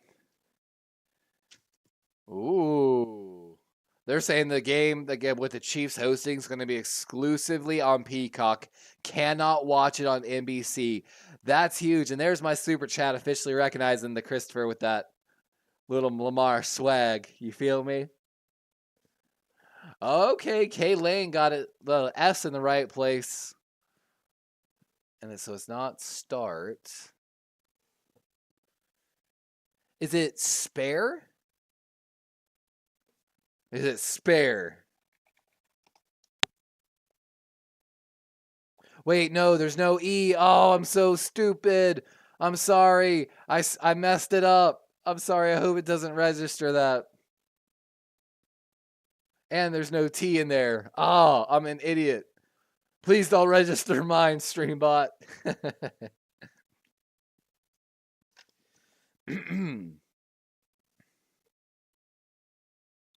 Yeah, it's one of those ones I've been talking with some of the Raven fans. I'm like, man, I might be going to the Pro Bowl. It'd be great to see Raven fans or, like Ravens there, but at the same time, I really hope I don't see any Ravens at the Pro Bowl if I go. You know what I'm saying? Like, let me ask, y'all think Bill Belichick's gonna Oh, they're saying right now. Oh wait, is that Mike Florio? No, I ain't listening to Mike Florio. Shut up, Mike Florio. Mike Florio saying that the Patriots and the Belichick are going to mutually agree to part ways. Mark Florio, I can't trust nothing that ever comes out of that man's mouth, so I'm a.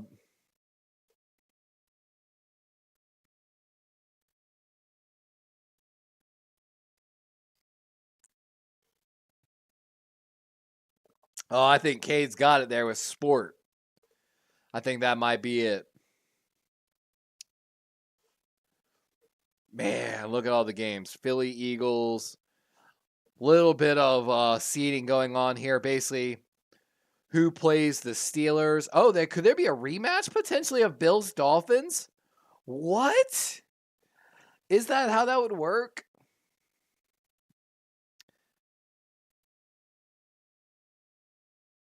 Oh my God. If the Bills lose, they have to come back next week? No way. No way. No.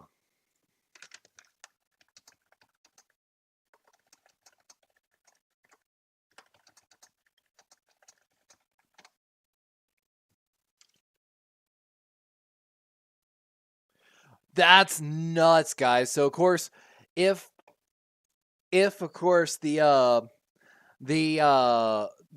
Bills lose, they'll actually take the 7th seed, meaning if the Bills lose, they have to come back to Hard Rock Stadium next week for this game. That's insane. Chimera says, I just really hope Allen can hone in his accuracy and decision making next year. If he can do that, he could be a top 1 QB easily. Him being boneheaded is severely holding him back. I know, man. Like, what's going on with your boy?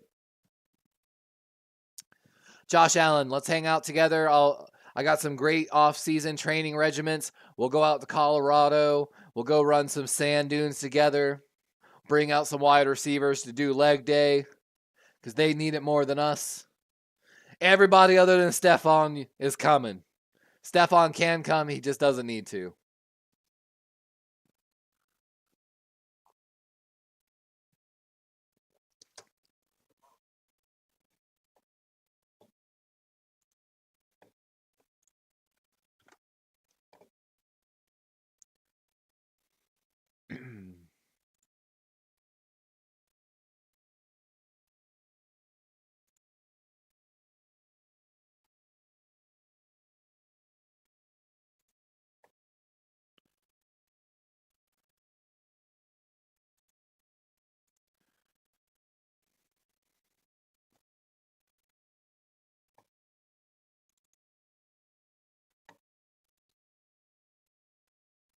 I'm trying to find something, guys. Give me 1 second here.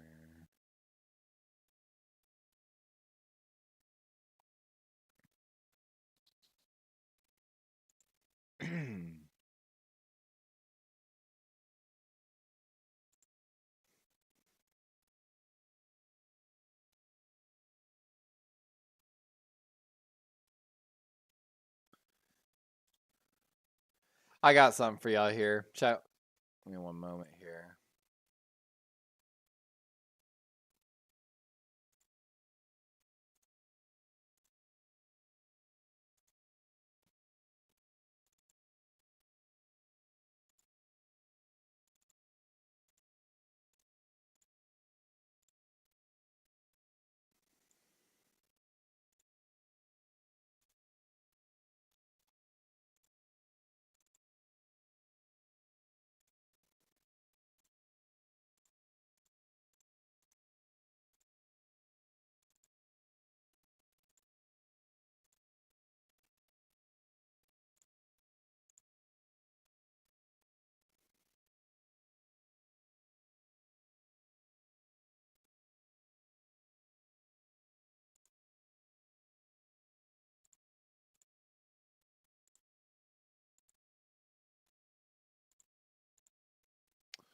I was trying to do something. Not working.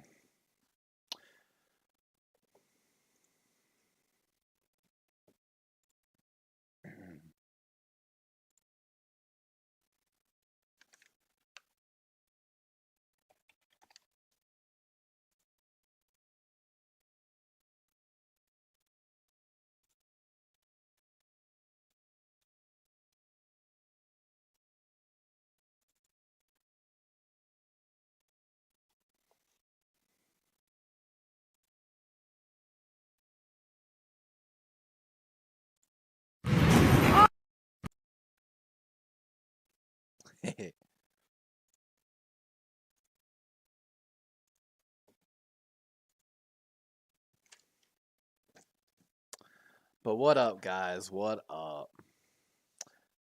I hope this audio doesn't play.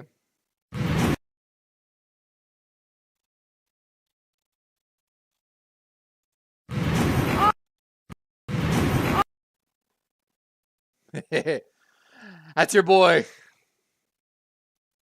Back when I was working with kids at the YMCA. I'm just under 6'3". I need to make that into a GIF. Your boy used to be able to almost dunk.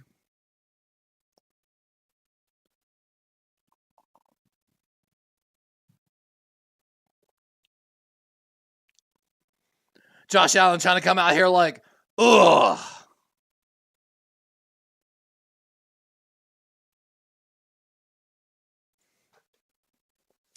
And little quarterback push here on 3rd and inches, and it's going to be a first down at the 35 here for Josh Allen. No, that was not a 10-inch rim. That was actually all the way up.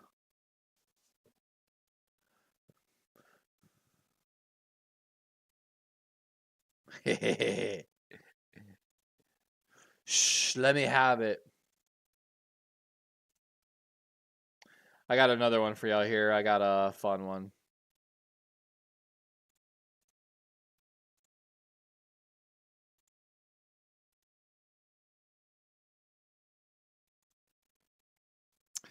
Hold on, we'll go to that on commercial break, guys. We got a fun little video queued up for y'all. Something I talked about a lot here on the stream, the Great Sand Dunes National Park.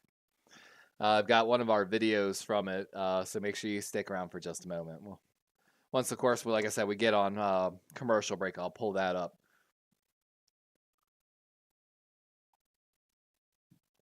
You can see a cute video of my puppy and me. It was Dabney. It was actually a goal app at the YMCA when I was that video is from when I was a youth counselor at the YMCA. And I was trying to show my kids, I was like, man, I'm telling you, I broke my leg, but you can still do it. And it took a while, honestly, for me to even get back to that level of vertical. But I will admit, I did cheat. The ball is smaller.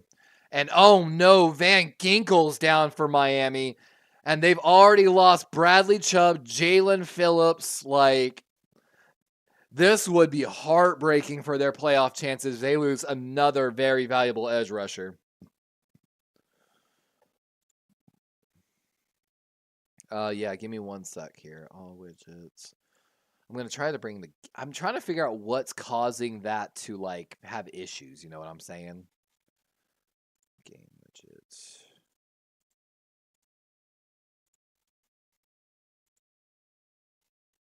There we go. I reset it. And I've got the game widget up, so I'm hoping maybe that'll help a little. But we're on commercial. So I tried to show you, this is, we went to the Great Sand Dunes National Park. So you can see here, there's my little puppy, Nani. That's me over there. It's the dunes surrounded by the mountains, basically. My little puppy running back. And there's me about to try my sandboarding.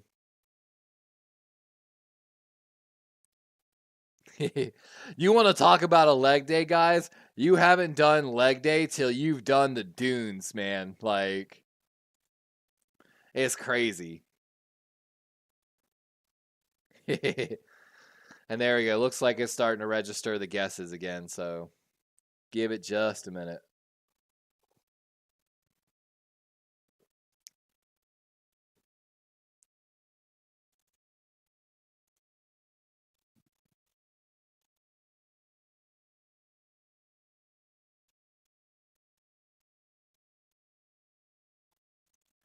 Oh, I got a great one for y'all here. Hold on, we're still in commercial. Oh yeah, we used to live in Colorado Springs for a while. So what? It's sideways? Can I not rotate that? Hold on. Transform counterclockwise.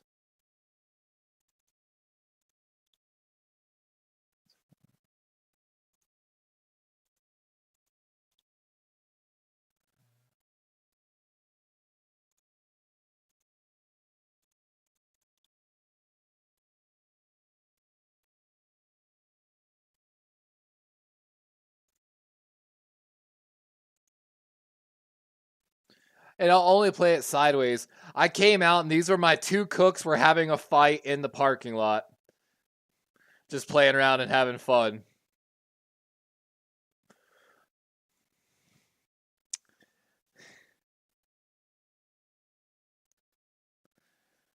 Yeah. I've definitely had some fun experiences over the years. I'm very thankful to everyone that allowed me to have those.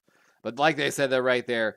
Lost Jalen Phillips and Bradley Chubb, both 95 pressure. So since 2022, just absolute great edge rushers. And now with Van Ginkel being down for the Dolphins, they have Zach Sealer on the inside who's able to provide interior pass rush, but the outside might be lacking now. Empty backfield for Josh Allen, 11:20 on the clock. Got his tight end Kincaid on the right side, and that's going to be a moderate game, maybe like 5. And they're across on the Dolphins side of the field, by the way. And I don't know what causes the stream bot to all of a sudden not pick up stuff. You know what I'm saying? And Ty Johnson now getting looked at by, God, the injuries are mounting up. Dolphins look like they're bringing pressure. Let's see if they follow through on it. They do. They're bringing the house. Allen buying time, and he's going to go down. And that's Melvin Ingram, the veteran number 9 for the Dolphins, coming away with a sack. 10:30. As I'm guessing the punt team's coming out here for Buffalo. Oh, my God.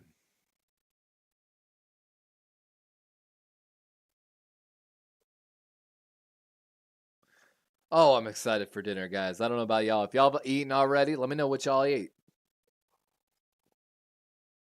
Martin, the punter out here for the Bills.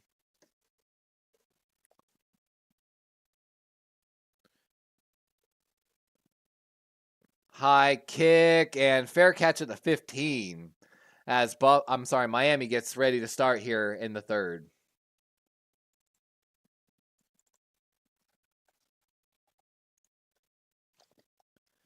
Cade says Beckham said he was sad he didn't get his bonus, but he needs to provide for his kids.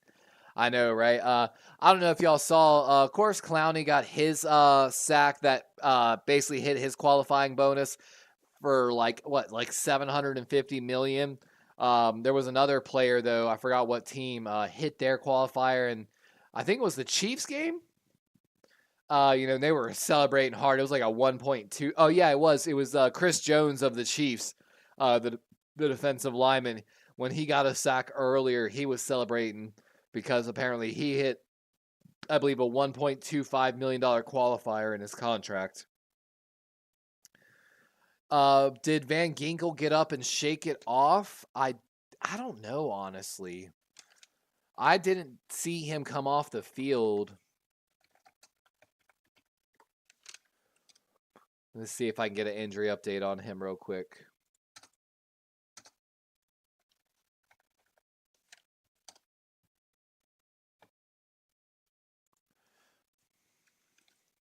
Oh, did he break his nose?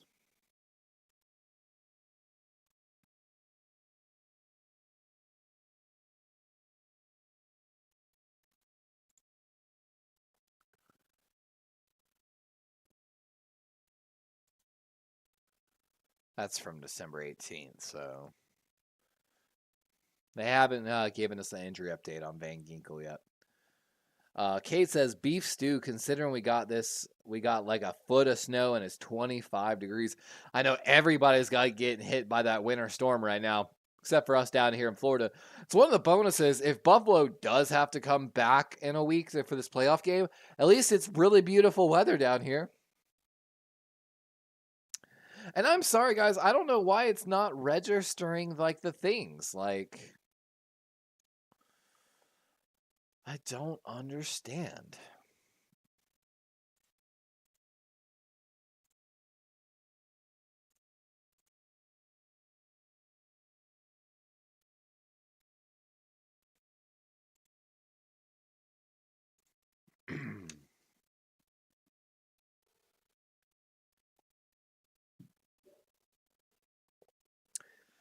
Again, H-Hand's a monster, but we covered him in our offensive special, so we already knew about it. 1st and 10, ball at the 15-yard line as Miami gets started here. Little screen pass to H-Hand on the right side, and maybe about 4 on the play. Going to bring up a 2nd and 6 with 9:45 here.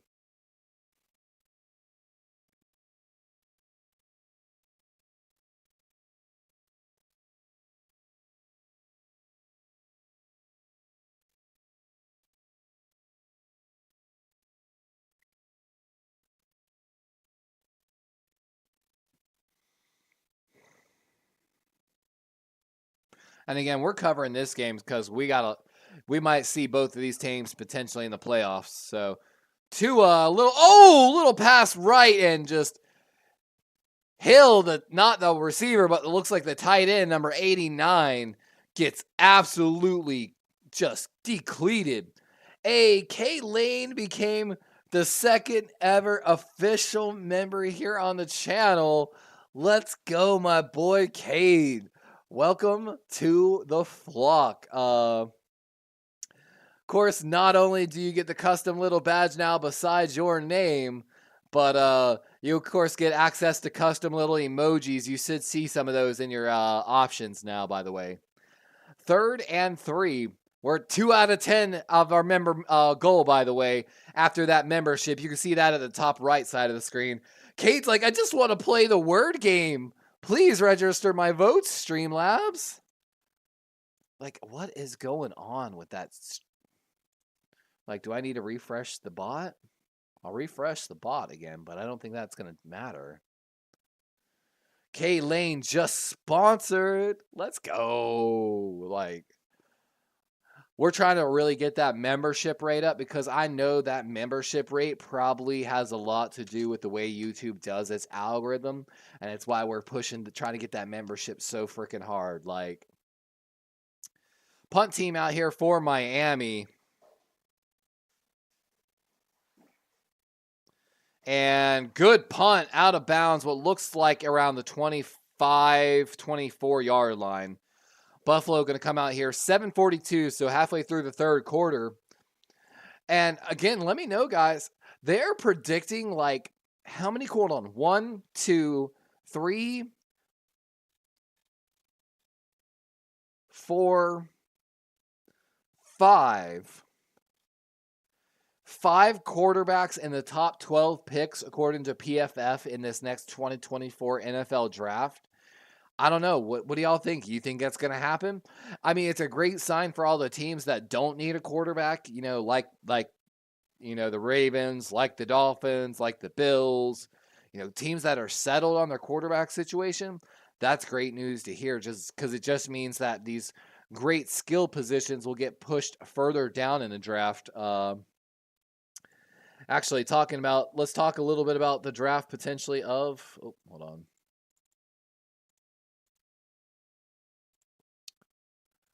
So, right here, talking about the Bills, they've got the Bills taking Brian Thomas out of LSU. He was one of the top vertical threats in college, 12.3 yards average depth of target with more than 1,000 receiving snaps. Real, press beater and man coverage. Something to keep an eye on. Where they got the Dolphins picking? Probably later. Ooh, they got the Dolphins later taking offensive tackle Tyler Guyton out of Oklahoma. 6'7", 330 tackle. Okay. They got Dolphins going offensive line. They got my Ravens winning the Super Bowl, and of course us taking Leonard Taylor III out of Miami, the defensive lineman. I really think Baltimore could potentially take a corner here, but also I would not be surprised about a potential trade back into the second round, especially if there is a quarterback run early. We could see Baltimore, basically like, hey, there's so many good players. If we get pick up like extra second, extra third, we might be able to pick up some, 2 of our top guys on our board. So.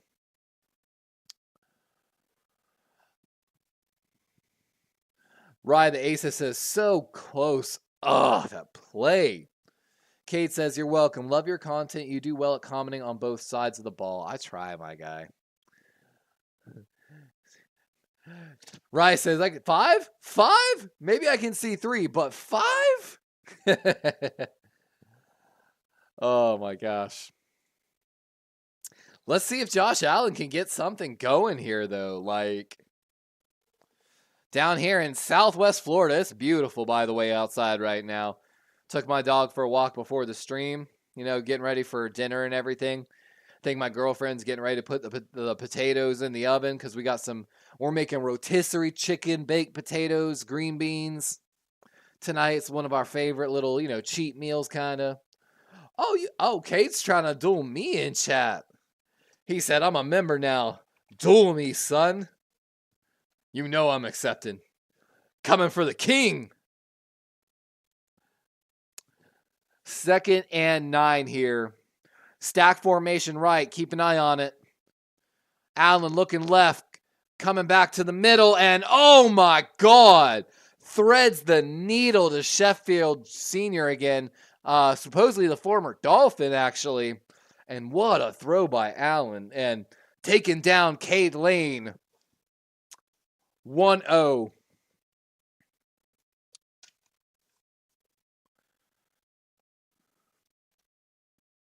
And again, I tweeted about this earlier. Some of y'all might know. I'm going to say it real quick on my YouTube.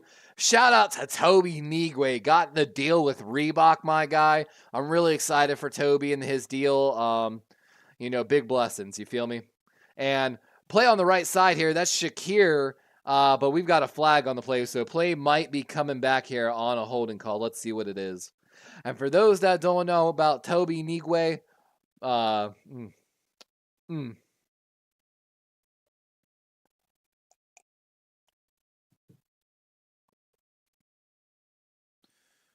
And, oh no, Dawson Knox just kind of slipping there and a little bit of holding call, so thankfully he's okay. But that's going to back up the Buffalo Bills by about 10 yards. Rye says, yeah, good food. I had the roast in the oven or with potatoes, onions, green beans, corn on the cob. Oh, it sounds good. My God, my mouth's watering. I'm so hungry right now. 6 minutes in the third. Allen getting pressured by Ingram again. He's rolling right. Pump fakes. Gets away from a man. He's still running. And what a run by Allen on a 1st and 20. Getting all of them yards back and some, basically, it looked like. That's going to be a gain of what, like 15 almost? Yeah, I made one of my girlfriend's favorites the other day. We make goat cheese chicken, and then I use like little baby roasted potatoes, whole potatoes, and I cooked those potatoes for like I coat them in a bunch of olive oil, rosemary, and a variety of herbs: thyme, rosemary, sage. Bake them for about 20 minutes, and then I take them out of the oven, retoss them with the leftover of the olive oil and herb mixture. Put them back in the oven for 25 more minutes to finish them off. And then, of course, we like to cold water blanch them beforehand to try to get that, like, crispy pop, you know what I'm saying, on the skin. Oh. But I can't do, I do a honey garlic rub on the chicken, stuff it with goat cheese and herbs that I add some extra herbs to it. And then I have to have some nice balsamic vinaigrette to balance out the richness of the goat cheese. 3rd and 3, though, is Allen looking over the middle, got a wide open man.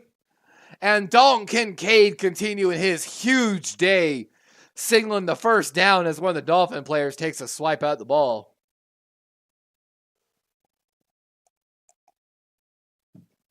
Rye says, that's what I call PP poor tackling. And guys, honestly, like, I want to go to the Pro Bowl and I want to do content, but I was like talking with my girlfriend. I was like, the Pro Bowl viewership has been on the decline for years. They are trying anything, like, but maybe that's all the more reason to go, right?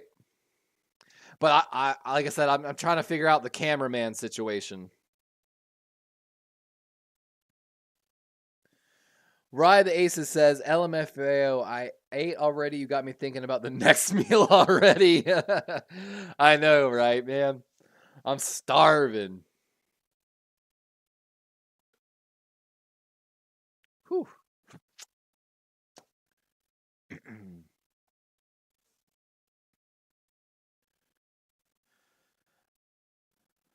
Bills bringing the pressure again. And again finds Kincaid across the middle, beating Deshaun Elliott, the former Raven and Longhorn from Texas, as Allen beats the pressure on that one. Going to bring up 3rd and like inches as they're moving to a quick no-huddle offense.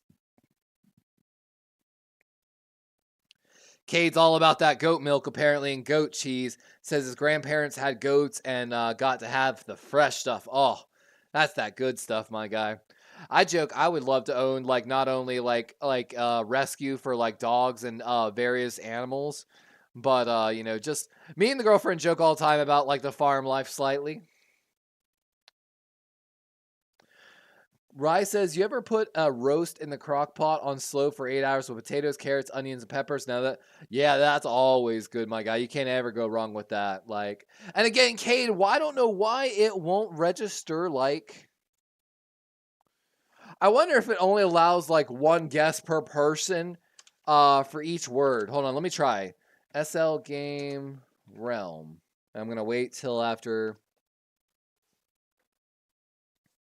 Let me see if it'll register my guess potentially. I wonder if it only allows you to guess once per word potentially. Doesn't look like it registered mine either. I got to figure out what's going on with this bot for the game because I've got both of them up. Like,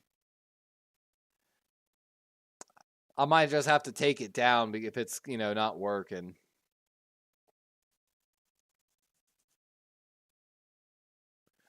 And got a man over the middle, and that's a 1st down at the 20-yard line as Josh Allen continues to move the Bills downfield. Looks in control. But it didn't register mine either. Like,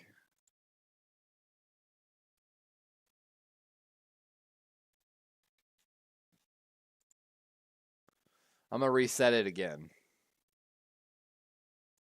Hold on. Actually, I think I noticed the problem.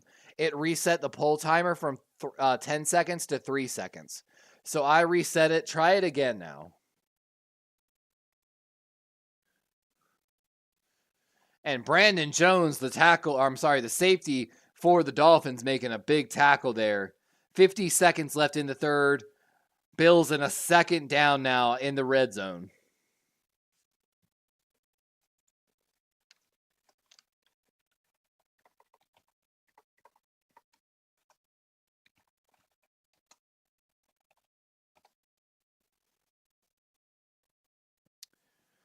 Second and 13 here. Actually out of the red zone now by 1.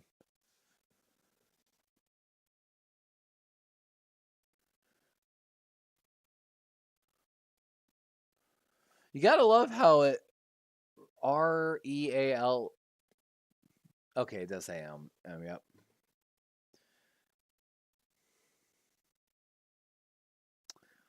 Going to be a 3rd and 13 here. Let's see.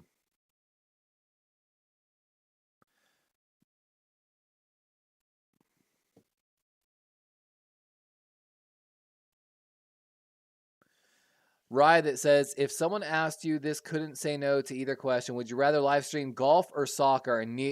I'm live streaming soccer, my guy. I grew up actually playing soccer. If you're a soccer fan, I've got something for you here in a moment. Allen sacked and stripped of the ball. That's a strip sack by the Dolphins. And the ref signal at Dolphins ball. What a turnover. That's, my God. But this is actually an autograph from Freddie Adu. For those that don't know, Freddie Adu went pro at the age of like 14, 15 out of upstate South Carolina. I was actually supposed to go to those same tryouts. I used to be one of the best goalkeepers in the state growing up. I started playing traveling soccer in elementary school. I got invited to play internationally at one point. I played high school as early as 7th grade. Only reason I didn't play sooner is because you couldn't play in 6th grade technically. Yeah, so I would definitely rather call soccer rather than golf. But I feel like golf you could have a really fun stream actually with. Like just with how it's designed and everything. Like Tua got a man on the left side. And that's Tyreek with another first down catch as that's going to bring the quarter to a close. We're headed to the 4th in a 1-score game down in Hard Rock in Miami. Dabney, it's what made me a good football player because I grew up a soccer player. So I grew up running very short bursts and basically catching balls that were meant to go away from me. And so when I made the transition to football at some point, I literally joked. I had a coach in middle school. He convinced me to come out there. I walked onto the football team, but my mom told me, hey, you can either play only one, soccer or football, which I made the choice over soccer at the time. But he convinced me to come out there. I actually started doing wrestling for high school for Carolina Forest High School, again, in 7th grade. But I joked with my coach when I walked on out there. I started on the D-line because my size. I ran around people so much that he moved me to wide receiver. I didn't know how to run routes as a wide receiver when I was in middle school because I wasn't that versed yet. He then put me at corner and said, just follow this guy around. At one point, literally ran circles around one of the wide receivers on our team. So I joked with my coach. I said, this is kind of easy because they're actually trying to throw the ball to me. I'm used to them trying to keep the ball away from me. So, I wish. Like I said, I played a little bit of semi-pro football out of high school. I walked on to CCU my freshman year. I didn't make it. But that's my own mistake. When I walked on to CCU, the coach looked at me and said, hey, I've got too many tight ends on scholarship. You got no chance. Weird craziness, too. They lost the first string tight end before the season started. They lost like another one in the Penn State game. And And instead of giving up on my football dream there at college, I should have looked at that coach and said, what position can I play? So that's one of those ones like life learning lessons from me. Rye says, all right, since that was, Azo says, I wish.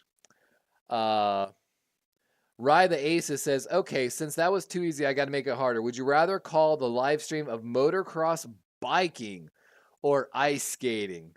Man, I feel like that's easy too. I feel like I'd rather call biking. No disrespect to ice skating. I used to grow up watching oh my god, what was her name? The Asian American that won so many medals for the women's team in figure skating. Oh my god. I'm so sorry to whoever she is.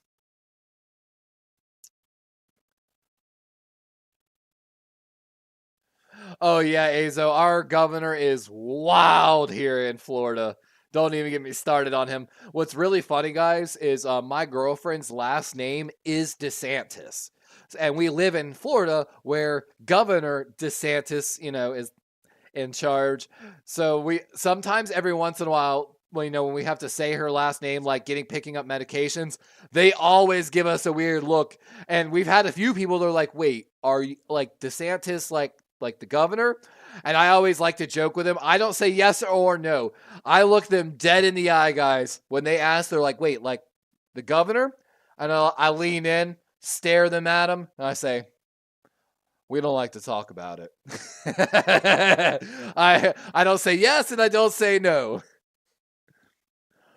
Kay Lane corrected me. Christy Yamaguchi. That is exactly who I'm referring to.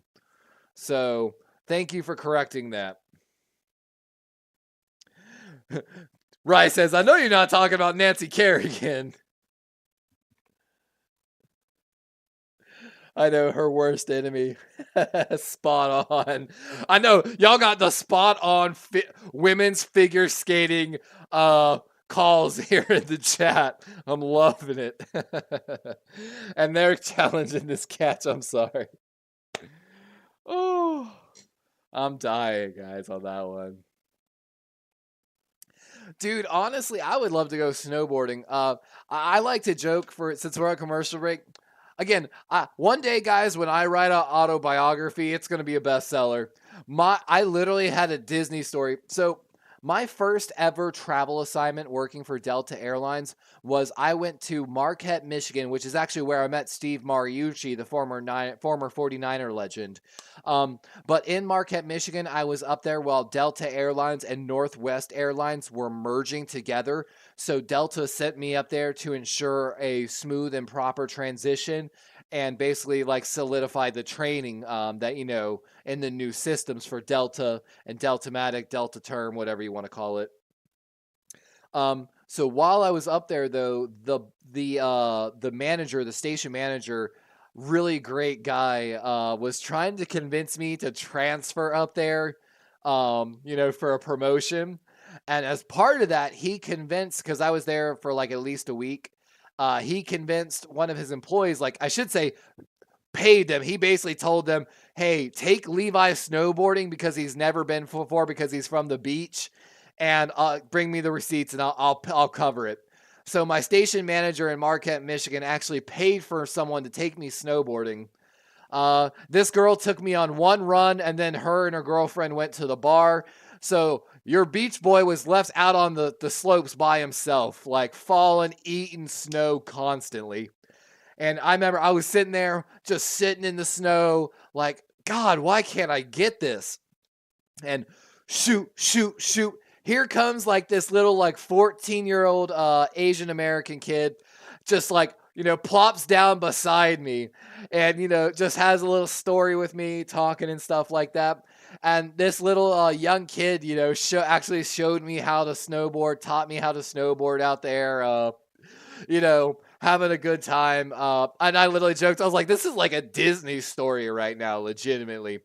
And I'll never forget, we were both on the ski thing going up, And when we got to the top of the hill, I like wiped out coming off of the lift. And when I wiped out, I kind of took him out. And he literally was like, bro, you can't be like taking me out like that. Like, I'll lose cred on the hill, bro. Like, so he was like making fun, that like he was going to lose cred because I like, kind of took him out coming off the thing. So again, like a little Disney story. It was kind of fun.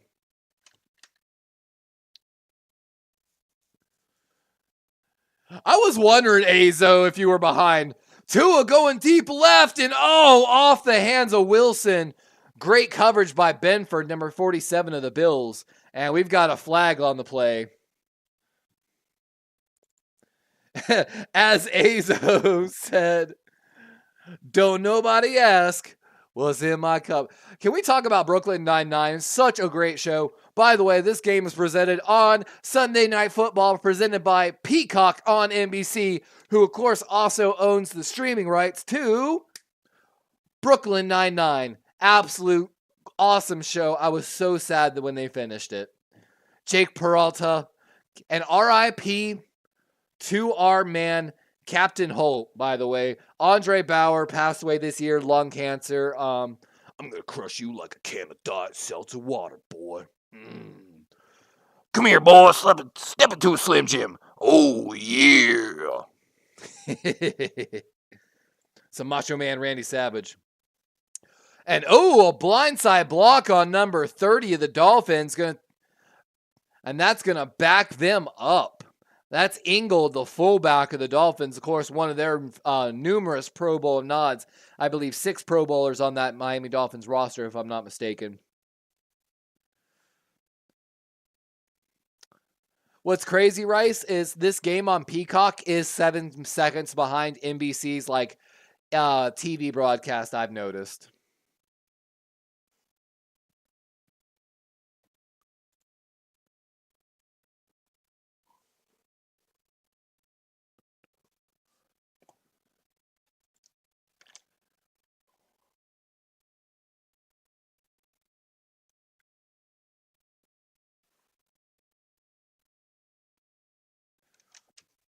And man, this is a good game, honestly. Back and forth.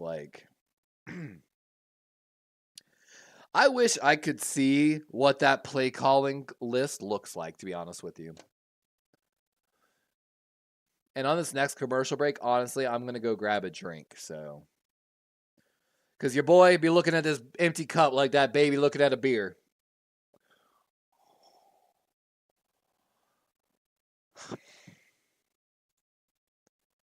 Hill, the man in motion, looking there, finds his tight end, and we've got a flag on the play. Smythe the catch. Let's see what this flag is. Rice says, Peacock actually did a great couple of days with the Caitlin and Iowa and Michigan State game. With the Bama. As Iowa and a Caitlin fan. Peacock did super awesome the other day. This game is good.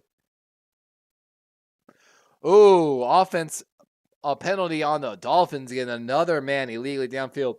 I know the Ravens winning the first seed had me running around like I was Dwight. Get out my way. I'm Lamar Jackson. I'm Gus Edwards. Out my way, boy. Football.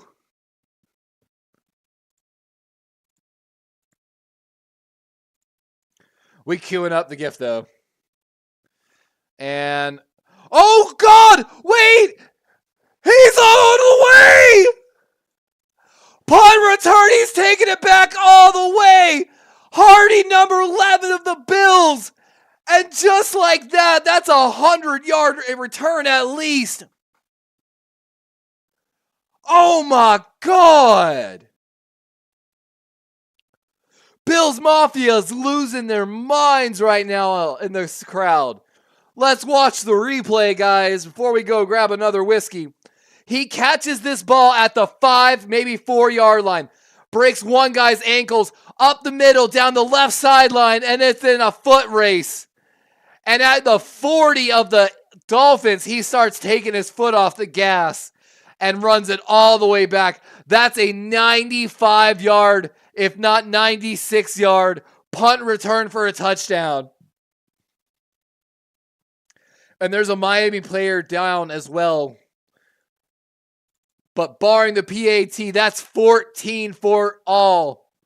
What a play. Oh my God. And don't forget, if you've joined us here tonight, guys, you've chosen wisely, my friends. This could be a life-changing moment for their team.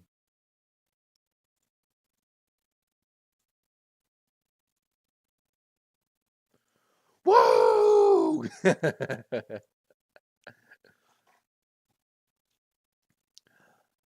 Santa! All right.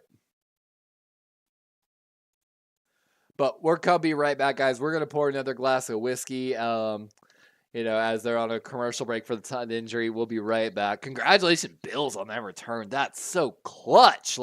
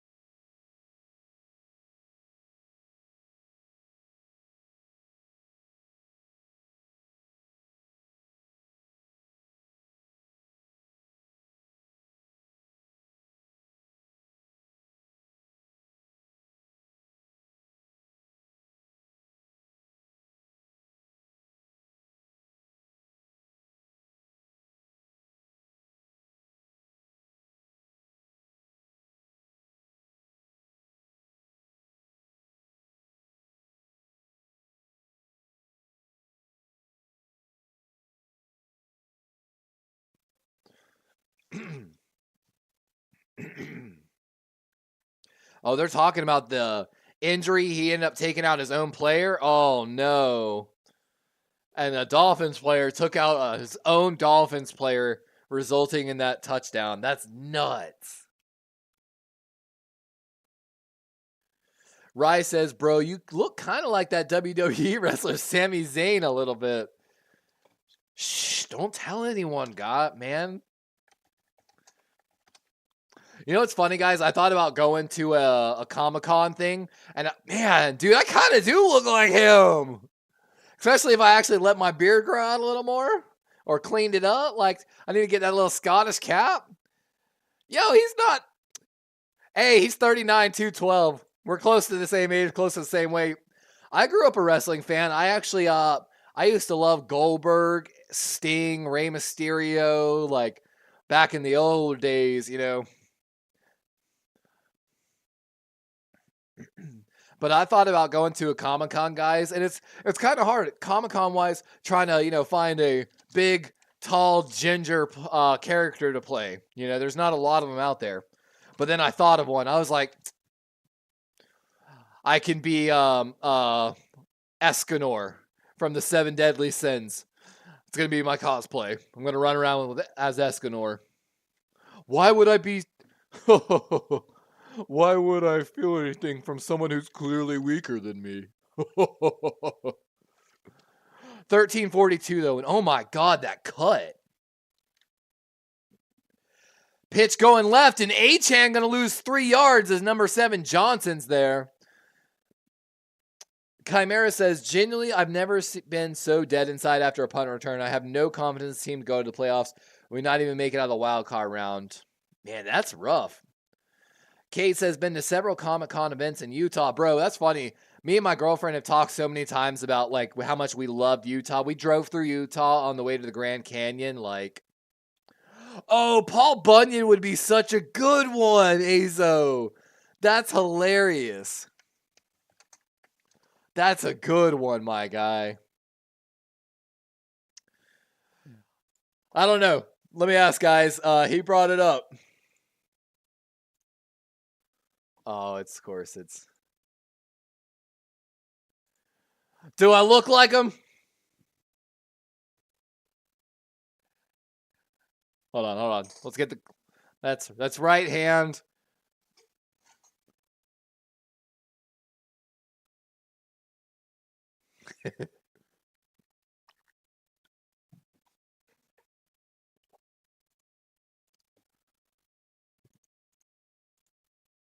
But yeah, Paul Bunyan would be an absolutely hilarious one. And oh, Buffalo makes a big defensive stand here as Miami's bringing out the punt team. Rye says, what's wrong with the Philadelphia Eagles? Dude, honestly, I've heard some things about locker room. I've been wondering if maybe some of it's they're holding off for the playoffs. But A.J. Brown actually went down with a knee injury, and Sidney Brown, the safety, been dealing with an injury as well. Something to keep an eye on. And this punt's going to be down at the 25-yard line, so Miami can have about 75 yards to go here. Chimera says, identical twins. On the nose.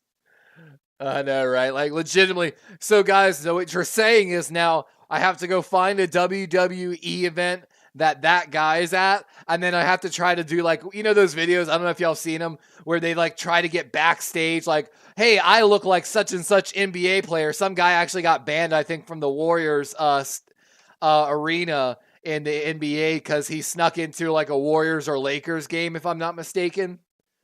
So that'd be pretty funny. I'm going to have to try to sneak into a WWE event.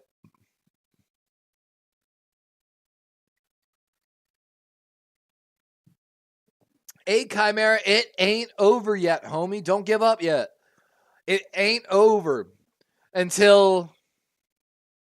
Oh, my God. I don't want to get canceled.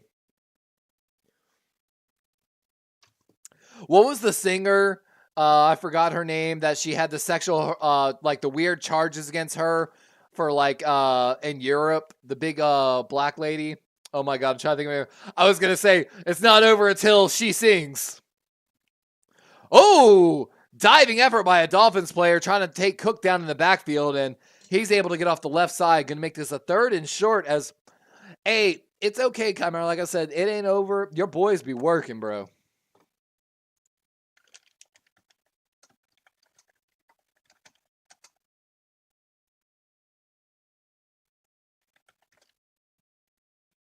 Lizzo. Yeah, Lizzo was being sued by one of her dancers. And ain't over till Lizzo singing the end game.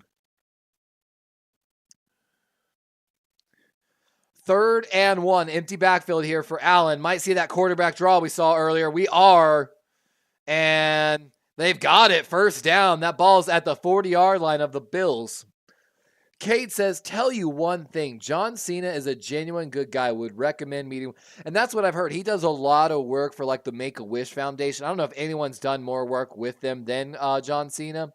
Like I said, when I used to watch wrestling, that was, I think, towards the end time when I was watching wrestling. We love us some Cena. And what's funny is we've seen Josh Allen doing the "you can't see me" thing as his his thing, trying to tell a receiver to go. Or fade, basically. Hey, congratulations. Y'all got the word, by the way. Good stuff. Oh! And Kincaid with a huge catch on the left sideline. Oh, my God. Looking like a Pro Bowler.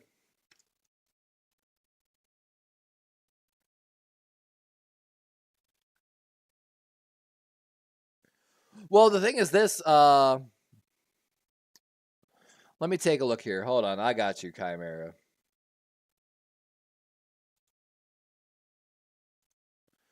So if you beat the Dolphins, you play the Steelers, then you would play like Browns. Honestly, Chimera, I would say you could get potentially out of the divisional round, maybe. If you win this game. I think it's possible. Of course, so if you look at the playoff teams on the AFC side, I think it's, Baltimore, of course, has a huge advantage over every team in the NFL right now, especially on the AFC side. But I think the Bills could beat the Steelers. I think the Bills could beat the Browns. I think the Bills could beat the Texans. I think we're seeing that the Bills have the legitimate possibility to beat Miami. And, of course, the Bills absolutely have the chance to beat the Chiefs. So, like I said, Chimera, don't give up on your Bills yet. Like, anything can happen. You know what I'm saying? Look at Joe Flacco in the playoffs. You feel me? Allen got a man on the right side wide open, and Shakir, he's out of bounds, just short, 3-yard line. Going to bring up a 1st and goal at 8:30 here in the 4th. The Bills are knocking on the door. Rice the Aces says, when's the next stream going to be? Of course, we know we'll do Ravens. I honestly might take 1 week off next week from calling games just to rest my voice, kind of, maybe take the girlfriend out to a nice dinner if we don't go to the Tampa game. I joked about it. I was like, tickets are $100. We could go to the Tampa game and, like, maybe go get some Raising Cane's in Tampa too, We could just have a whole date night in Tampa with also a game to the Eagles-Buccaneers game, potentially. Chimera says, I appreciate the confidence, but I learned not to have expectations. I've had my heart broken too many times. Chimera, my argument is this, is like, if you, like I said, look at the Browns, look at the Steelers. Of course, the Steelers, whatever. The Browns have a really great defense, but the Bills have weapons. Of course, they've got problems and holes here and there, but they've got the weapons. Don't discount your Bills, my boy. Allen got a man right side, and that's a touchdown. Dawson Knox, the other tight end, as the Bills take the lead. Barring the PAT, that's going to be 21-14 with 7:15 in the 4th.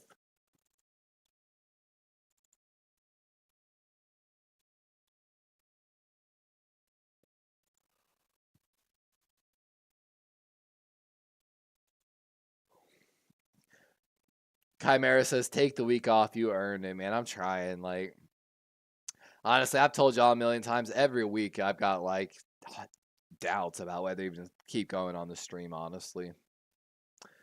Cade says, I'm rooting for the Dolphins to see the Bills play them again. I know it would, I'm not going to lie, it would be absolutely nuts. Like, would you even, like, leave Miami, honestly, at that point? Do you even, like, go back home? Because you have to fly back out in, like, a week to come back here to Miami. Like, I would honestly think about just, like, completely changing everything and just keeping my team down in Miami for the week, to be honest with you. Which would be cool, because maybe I could find some Bills players.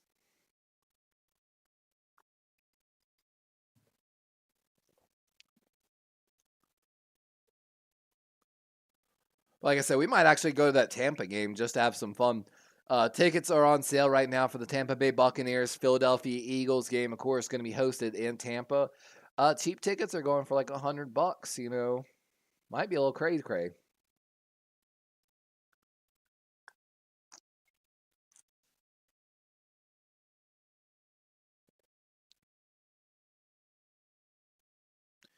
And if you haven't forgotten, guys, it's tax time. It's tax time is always just ugh. We're trying, man. We're trying, guys. I don't. I just, it's hard because right now I haven't been working since I got back out of college again. So it's like I want to have money coming back in again, and of course I know when I have a job again, I won't be able to put the time back into the stream probably. Uh, Honestly, like I'm kind of debating. There's a general manager open for Dave and Buster's here nearby. I really don't want to work in the restaurant industry again, but they're offering like $89,000 starting pay, and here in this area, a lot of jobs aren't willing to pay like more than like 50,000. So it's kind of hard to pass up, to be honest with you. Which, of course, I wish I could make enough money off the stream in general. Not even to, of course, meet that much, but I wish I could at least hit like 15 to 20,000 a year on the stream would be like the ideal goal. At least I would feel a little better about being able to contribute financially. But the real credit goes honestly to my girlfriend. She's the bread earner in our house, and half of it's all again. So I wish I could give her the life that I feel like she truly deserves. And it's between things like the heat stroke and other things that have happened in my life, it gets a little harder. People don't like to hire a big 6'3" ginger to work inside most of the time, unless it's in a management position. And with my heat stroke, I can't do outside work anymore, so it gets a little rough. Rye says, sometimes I won't have moments when I will give up as a content creator, but I just take the small breaks and keep powering through. You have to. Exactly, my guy. When you owe money, tax time ain't that fun. I know, my guy. We've known people that have owed like 6-digit money to the IRS before. It be rough sometimes. You know what I'm saying? Like, you can do. Rye says you can do pre-recorded Raven content whenever you have the time when you start working. If you can't do full stream games. Yep, and I'm trying to do more pre-recorded content. And Azo says you can if you had the ability to stick with it, but I'll definitely understand if you have to pull money in. I know. And another thing would help is if I had a better streaming setup, like PC, better cameras. Too too high for Tyreek, almost in the hands of the Bills. But Azo knows a little about it. We're working on right now a PC that's like 10 generations old. Last year when I was doing my combine coverage, it hit the blue screen of death on me, and I had to take it all apart. And we ended up just upgrading the RAM as a short-term solution. But we need a full rebuild here. I'll be honest, guys. I don't even have a normal cell phone. I use Google Voice as a Wi-Fi phone to get rid of my cell phone bill. Like, it's crazy. 2nd and 10, ball in the 25.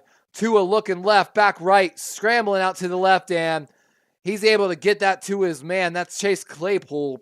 Only going to be a gain of maybe 3 or 4 yards, though. 7 minutes and ticking. Dabney says you can get some sponsors, maybe like gambling sponsor for your stream. I'm trying, my guy. Of course, if you actually look in our description, our links on our like bio description on the channel, we of course got our first ever Fanatics link. I have to insert that into my streams here soon. I reached out to things like SeatGeek. I've reached out to Loot Crate. I've reached out to a few other different places. I was trying to get one of these places that does like loot crates for sports and stuff like that to sponsor me to do unboxing videos and then also give away everything that they give me basically on stream to my viewers. Just as a way to like bring some real quality to my streams. Of course, SeatGeek turned me down. I'm still waiting on some other people to answer me. I'm trying, though, to find some sponsors and be able to generate a little more revenue from the stream. And of course, one of my primary goals would be able to make enough money to be able to hire someone to help me too, to be honest. For those that know, content creating really is a lot of time and effort if you're trying to be good about it. Not that I am good yet, but and honestly, having someone to help you with do everything, especially like stuff like video editing and tracking and analytics stuff like that, it kind of does help a little bit, but you got to be able to do it to start no matter what. You know what I'm saying? Rye says, this is definitely hard out there. I know another NFL college NCAA football streamer. He said his girlfriend told him he couldn't stream more until he got a job, so he's doing that. It's hard out there. It is. It is. Like, and just... I've reached out to Grossi. I want to do a off-season plan about the Packers. And, of course, I would love to have Grossi on there, but I know he'll never answer me. He'll probably never even see my message, to be honest with you. And Cook with a catch and down at the 32-yard line of the Bills. They're trying to just run out this clock.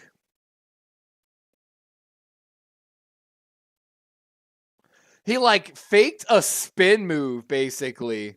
Just stopped dead. And one of the Dolphins players just went flying by him. That was a fun little move. 2nd and 4. Allen making a change. He might be, is he going under center or making a change? 4 seconds left. He's going to use a timeout. And that's probably a smart call. And Dolphins player pushed the center. Guard pushes that player back. Getting a little chippy there. And one of my problems, guys, is I just don't know what people want. I watch guys like Grossi and Perna. I know I need to be adding more, humor content to my stuff. And that's the thing. I love comedy. I've watched every single English-speaking comedian on Netflix, every special. I've even watched some of the ones that aren't English. I've watched some French, some Indonesian or Philippine ones. I've watched, a couple Spanish ones as well. I love comedy, and I joke about my girlfriend about doing skits and these little fun things all the time. Honestly, my girlfriend tells me she loves me all the time, honestly, because I'm able to make her laugh every single day, and we're going 7 years strong now. But again, recording that, making videos about it, I don't know. Maybe I'm part of that generation. I grew up as a kid. I still had a dial TV. So I'm part of that lost generation. I didn't grow up with technology in my hand. I was one of the last generations to do so, honestly. And oh my God, that's a big man running. Looked like it was going to be a gain of 1, and he's going to be down just a yard short. Going to be 3rd and 1. 5 minutes left in the 4th.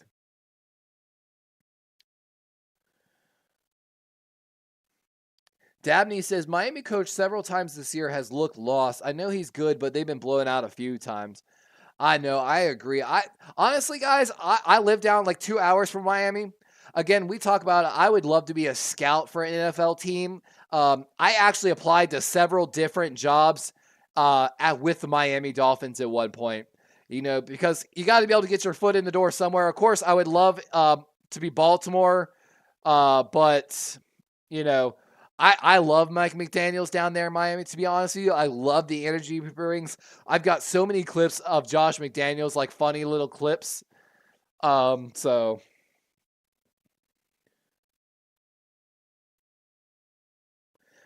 Grossi must be pulling 50 to 75 a year. If he is, dude, that's great, man. That's more than he would make as a teacher. Shout out again to all the teachers. I've got a lot of friends that are in the teaching profession or recently exited the teaching profession. Of course, Florida having a huge shortage of teachers right now, actually. I wonder why they can't ever have any books in their library, but you know what I'm saying. And of course, the current issue in Florida being that Ron DeSantis appointed some guy to run basically the Moms of Liberty, which is a group of parents that run for local school boards, trying to influence education decisions on the more local level. And the guy that runs it is like being accused of rape and a bunch of other stuff. They've asked him to step down. He's refusing to step down, and it really doesn't look good. You know what I'm saying? So it's crazy down here in Florida for education and teachers. They just will do anything but pay them more. And actually, I don't live too far from Parkland, to be honest with you. So there's legitimate reason to be terrified sometimes. And hold on, though. We got this 4th and 1. Big conversion. They're showing tush push. They go. Allen jumps for it, and he's got it. That's huge. As the 4-minute window passes, it's now a 4-minute offense, and they've got a lot of field to go. Rye says, when I talk NBA, nobody cares. When I talk women's college basketball or WNBA, the people come. So I just make the content people want, not to mention I'm passionate about women's basketball. Did you grow up in Baltimore? Is that how you became it? So I was born in Baltimore. My mom took me out of Baltimore, though, at a pretty early age, but it just always resonated with me. And when I became more of a football fan, was like that 2000 Ravens defense, you know. And growing up watching Ed Reed, Ray Lewis, Terrell Suggs, you know, and that defense basically was legendary, and it really pushed me that way. Fun fact, I got to run the bases at Three Rivers Stadium, the stadium that used to be home of the Pirates and the Steelers back in the day. At their very last game, my stepdad was a Steelers and Pirates fan from Pittsburgh. And so somewhere buried away, I have little certificates showing I ran the bases at that stadium. So I'm their unlucky curse in Pittsburgh. They just don't know it. Because a Ravens fan ran the bases the last day at Three Rivers. But of course, I worked for Delta Airlines as a traveling trainer. I've lived in Maryland, South Carolina, Arkansas, Colorado, Ohio, Florida, and visited a lot more places in the U.S. Sadly, never got to travel internationally like I wanted to. But all right, 3:18 officially here. Both teams with 2 timeouts, a 2nd and 8. Ball on the 39 of the Bills as the Buffalo Bills are trying to run this clock out. Allen going to scramble left here, and he's going to run for it, and that's a smart decision, sliding inbounds to keep the clock going. And Miami going to use their 2nd timeout as they understand they've got to make a stop here on 3rd down. If they don't, this game is over. Rye says they probably got a shortage of teachers because kids these days act like they... And I will admit, that's something I actually talked with my business law teacher about. The level of academic effort by students is definitely different from when her and me first started school to the kids that... You know, I recently was just this past semester enrolled in FGCU, Florida Gulf Coast University, you know, known for that Cinderella alley-oop team back in the day in the NCAA tournament. You know, it's definitely interesting. But before we left Colorado, I convinced my girlfriend. I said, "Hey, before we leave the West, if we don't go see the Grand Canyon and stuff, we're never going to come back out here for a while." And so we drove through Utah, went to Zion National Park, left there, drove to Vegas, went around to the Grand Canyon before we came back home to Colorado. Utah was absolutely beautiful. Beautiful. We talk about it all the time, honestly. Here in the next few years, Utah might be in the consideration. Kane says, I lived in Utah and didn't have a team. I met my wife, whose family lived in Maryland, and they were Raven fans, so joined the fans with marriage. Welcome to the flock, my boy. Dabney says, looks like Rossi is more like 16.5. And see, God, that's over $100K a year, guys, doing YouTube, but he works his ass off for it. So let's not get it twisted. You know what I'm saying? Like, Allen gonna run for it on a 3rd and 13, and he's got it! And there's a flag down, though. This might be coming back. Allen signals 1st down. Let's see what the flag is.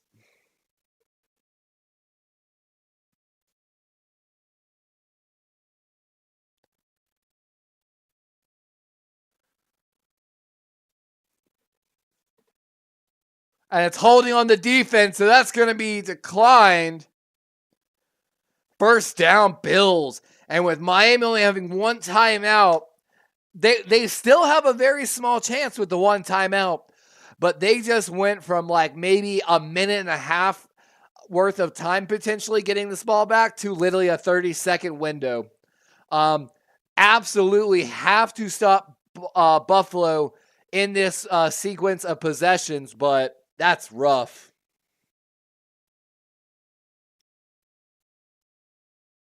Kate says that was the same year as the second Super Bowl, so 2012, if I'm not mistaken, 2013. Congrats to that, by the way. That run was tough running, like Rice said. Power formation, so definitely expect the run here. Going left, Cook just making sure to hang on to the ball no matter what, as he's down at about the 50-yard line. Ref's actually coming to push a Dolphins player away. Cook was getting a little bit of pushing down as he was on the ground. My boy Chimera needs to understand to hold hope for his team and don't give up. And again, for anyone that's still here hanging out with us, cheers, my guys. We're sipping on some Crown and Coke tonight. I hope you're enjoying a nice beverage if you're of the legal drinking age. Rice says, this is it. No more first downs for Buffalo. Agreed. So on 2nd and 11, 2:59, each Gamecock should get about 35 seconds. Special teams gets, I think, like 45 seconds, somewhere around there.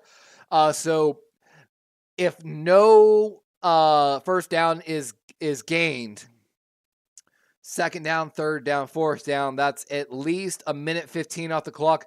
So Miami might be able to get this ball back with about a minute left. Allen running left just to keep the clock going, but he almost went out of bounds. He made sure to dive inbounds, so ref signals the clock will continue. 2:45 and ticking, third down, and 30 seconds, so that'll bring it to 2:13. So actually, Miami might have a chance with about a minute 30 to get this ball back.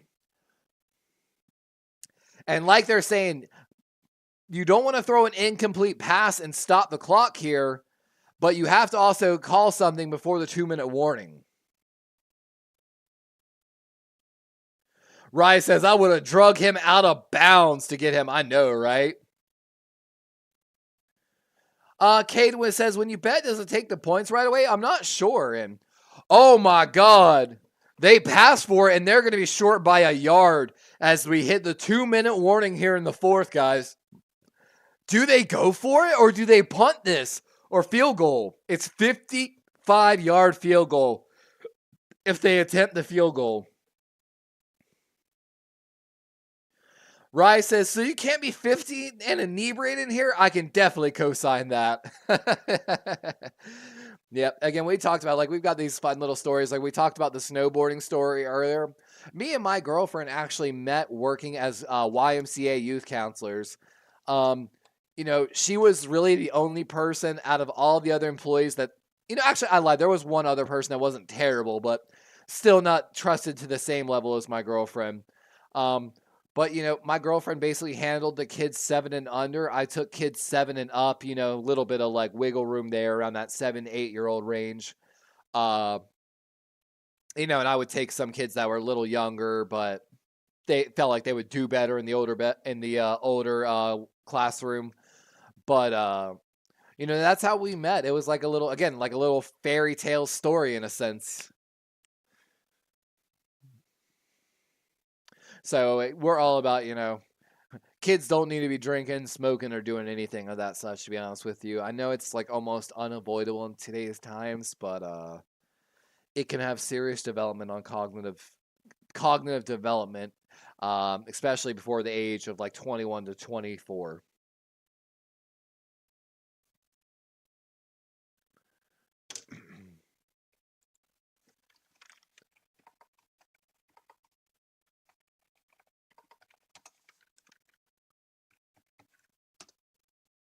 Hey, there's Dark. I'll be right back, guys.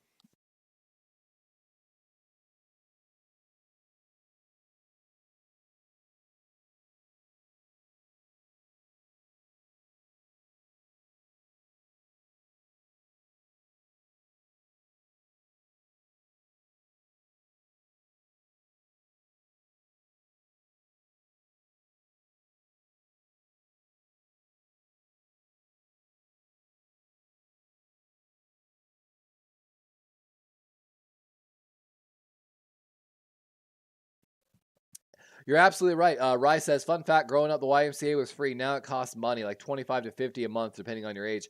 And you're absolutely right. It does. It costs a lot of money. And actually, like a year or two ago, I was actually volunteering at one of the YMCAs as a youth basketball coach, because they were in like desperate need. And a kid that I knew was like,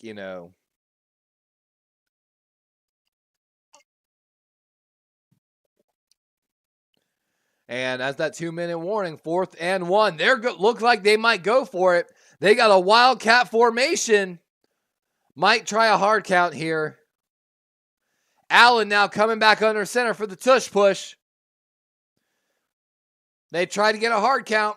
I think they're just going to hard count.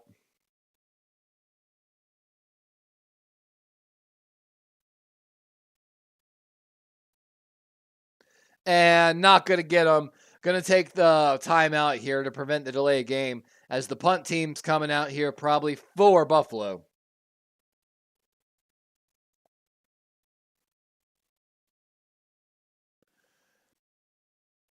A crew of pirates and raiders check their flintlocks and sharpen their cutlasses as they disembark for Blackheart Island.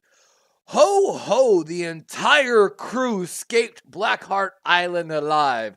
They celebrate with a chest full of gold and a belly full of rum. A belly full of crown. Ho ho ho. Dark, Raven, Cade, all walking away with points.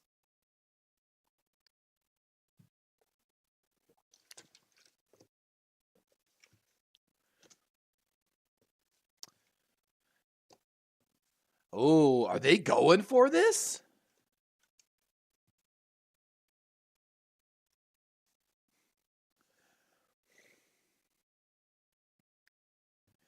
And Rye says, you almost can't do anything free anymore. And they're going for it. Allen jumps. And it's going to be close. Oh, my God. They're going to have to replay this. There's no way they don't take this to the booth. 149. One ref showing short. One ref showing over. A little bit of pushing and shoving. Yeah, right. One of my favorite things in Colorado, there was a lot of land called BLM, the Bureau of Land Management. And basically, if it was Bureau of Land Management, you were allowed to go on that land as public access, basically. Was one of my favorite little things about Colorado. There's a lot of beautiful land lighted alongside the Arkansas River, if I'm not mistaken, that runs somehow through there. And, oh my God, one of the places I wanted to go camping, but I didn't get a chance to before I left. And it's going to be short, according to the spot. So Miami will get this ball back, supposedly, with 1:53. And they're going to take a look at the spot one more time, I think, in the booth. Let's watch here. This is a good angle. They haven't stopped it. Oh, that's a good call, actually. That is a great call by the refs. He is absolutely short. When I feel like once they blow the whistle, we can't hear the whistle, but we can see he is absolutely short when the left side judge runs in. The right side judge runs in a little later, so Miami going to get the ball at the 36-yard line with a chance to tie this game. AFC East on the line. Tua looking left. He's got Tyreek, and Tyreek's out of bounds with 1:48. A gain of 8. Going to bring up 2nd and 2 as they approach the midpoint. I know, Ryan. I can't believe they just went for that, honestly. Crazy. If they lose, the Bills Mafia will be after McDermott for that.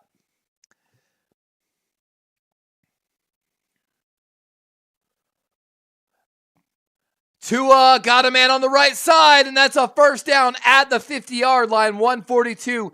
Again, Miami with no timeout, so they've got to get moving. Chimera, if you're still there, let me ask you, would you be, as a Bills fan, firing Sean McDermott and bringing in Ben Johnson, the Detroit Lions head offensive coordinator, to be the next head coach of the Bills? Oh! And we've got a flag down. It's going to be against the Bills, so that's going to be a pass interference, automatic first down on the Dolphins side of the, or Bills side of the field. Dolphins with a minute 22 almost in field goal range. Heartbreaker. That's a heartbreaker, deal maker. Please don't DMCA me. But I've heard, guys, by the way, Falcons might be looking for a head coach. They said Arthur Smith needed results. Then he won over Indy and got blown out by Chicago. So, but we'll talk. We'll talk about all that after the game. We'll go do a little after game talk. Tua stepping up, got a man, and oh my God, almost intercepted by the Bills. Oh my God. Fry says, I know what you're talking about. I lived in Arkansas, Indiana, Mississippi, Minneapolis, Chicago, which is his hometown, Tennessee, and Washington. I've been around a bit. My God, you have. That's pretty dope, though. I like when people have lived in, because the thing is this, I meet a lot of people in Florida, and they're like, I'm like, do you like Florida? Like, oh, Florida's the best. Nowhere is better than Florida. And then I look at those people, I said, well, where else have you lived? And have these people look at me and say, I've never been out of Florida. It's intercepted by Tua. It's over. That's an interception on the right side as Tua forces a ball. Game. Bills with 1:13. Miami having no way to stop the clock. We expect the victory formation out there. Dagger. Azo says, I want Bill Belichick to retire. I can't trust Mike Florio of Pro Football Talk. Mike Florio was on this NBC broadcast earlier. I cannot believe, guys, how is Mike Florio getting broadcast time on freaking Peacock? On Sunday Night Football, Mike Florio was given airtime. NBC, you want to hire me? I guarantee, give me the connections and the money that Mike Florio gets, and I will produce way more accurate and better results. Mark my words. I'll take Mike Florio on that bet. Chimera says, I have no idea how we did this. I know, right? Like,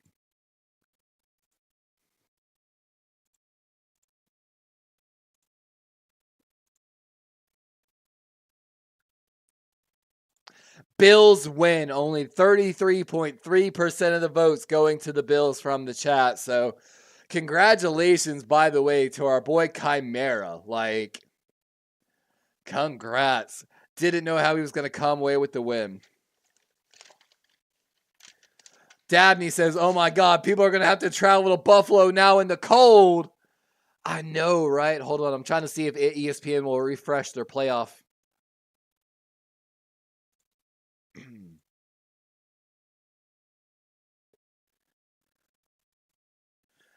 And I appreciate you dropping in, my boy, right? Azo says he could be fired. It's about accuracy. And that's the thing. Supposedly, Mike Florio reported earlier at halftime that the supposed whispers that he's hearing is that Bill Belichick and the Patriots will mutually agree to part ways. Of course, we saw Robert Kraft earlier with that press conference, just kind of putting the question down behind, basically saying, hey, every year we have a talk with I have a talk with Robert Kraft, and we're going to have that talk like we do every other year, and we'll see what comes after that, right? Yeah, Bills should get the home game now. If I'm not correct, they're the 2 seed, right?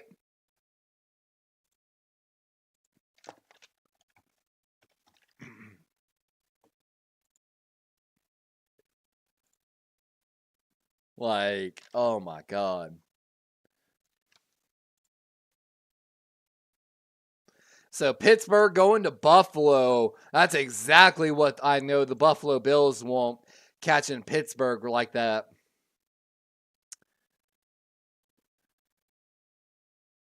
And of course, Miami going to be going to Arrowhead. Actually, hold on. Let's get that up real quick.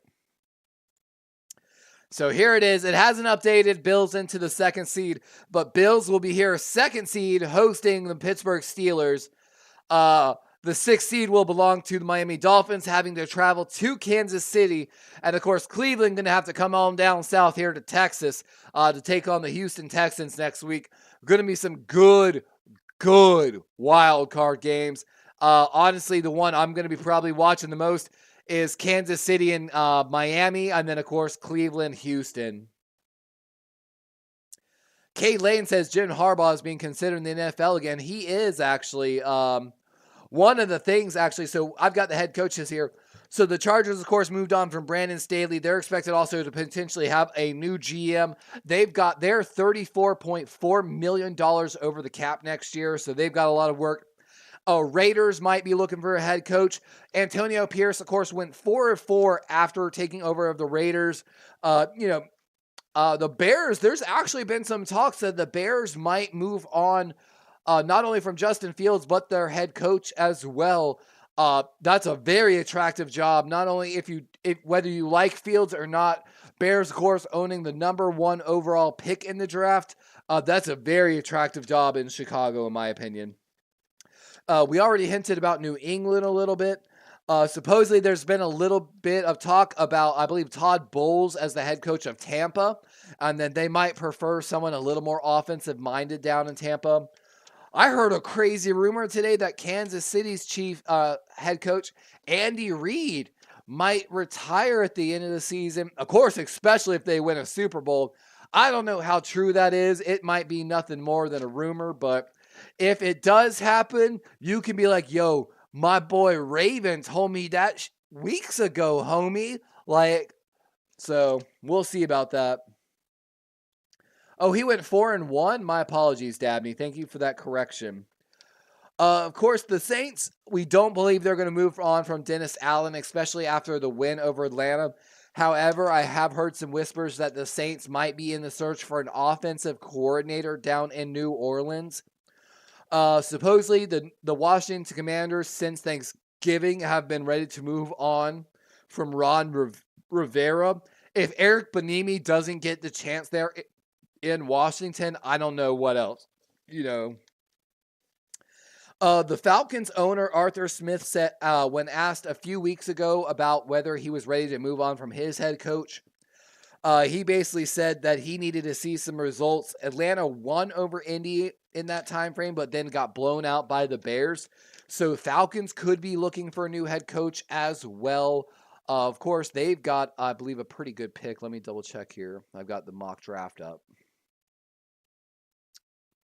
So, of course, we got the mock draft up here. The Atlanta Falcons should have pick number 9. Currently, PFF predicting the Atlanta Falcons take Michael Penix Jr. out of Washington, which is a great pick for them. Definitely a much better upside than Redder over there in Atlanta.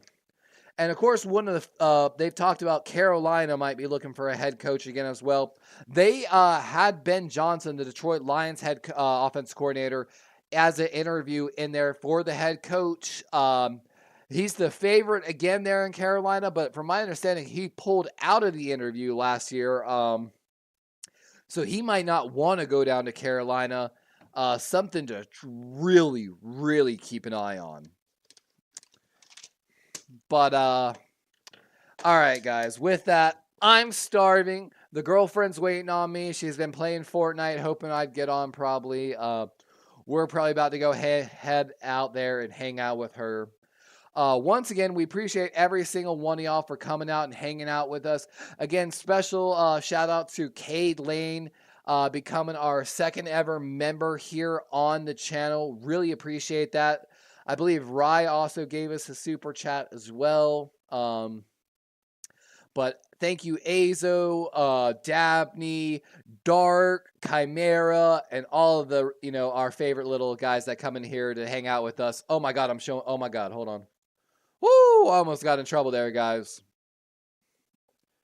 Third player in NFL history with 350 passing yards, 50 rushing yards, and 75% completion percentage, joining Patrick Mahomes and Lamar Jackson. So Josh Allen joining some history right now as they get ready for their playoff run.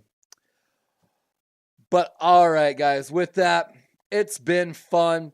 Don't forget, like my boy Joe Swanson says, Smash that like button before you head out of here. And, you know, as The Simpsons once said, here, I'm trying to find it here. Smash that. You know, I really had a good time watching football with you. And if you have really had a good time watching football with me here on Darwin's Raven, make sure you hit that like and subscribe button. Azo coming with that last super chat of the stream says, "Woo, Ravens." I know, right? Hold on. We got to get the football woo. Azo over there, he's instead of saying football, he's screaming Ravens. Ravens, woo! But I appreciate y'all all making this happen. I'm trying to wait for Azo's like official recognition, of course, through Streamlabs. We'll see if we get it. Come on, Streamlabs. Give a shout out to my boy Azo. Got that Ravens logo over there on the left side. Come on.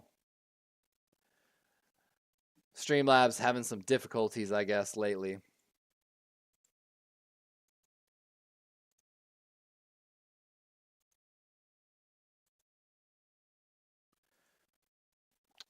I'm sorry, Azo. I know, right? I'm gonna go try to catch some Fortnite wins with my girlfriend. But she plays on Switch, I play on Xbox, and if you don't know, it loads you full of bots now in the lobbies. I honestly really hate it, but it be like that, right? But guys, like we talked about, might be taking a break next week. If you don't see me, I hope everyone has a great weekend. Good luck to all the wild card playoff teams. And with that, guys, we're heading out for the night. It's been a pleasure. Thanks for hanging out with us. As always, I'm your boy D-Rave, a.k.a. There it is. It finally gave the ASO super chat. Got the Lamar Jackson.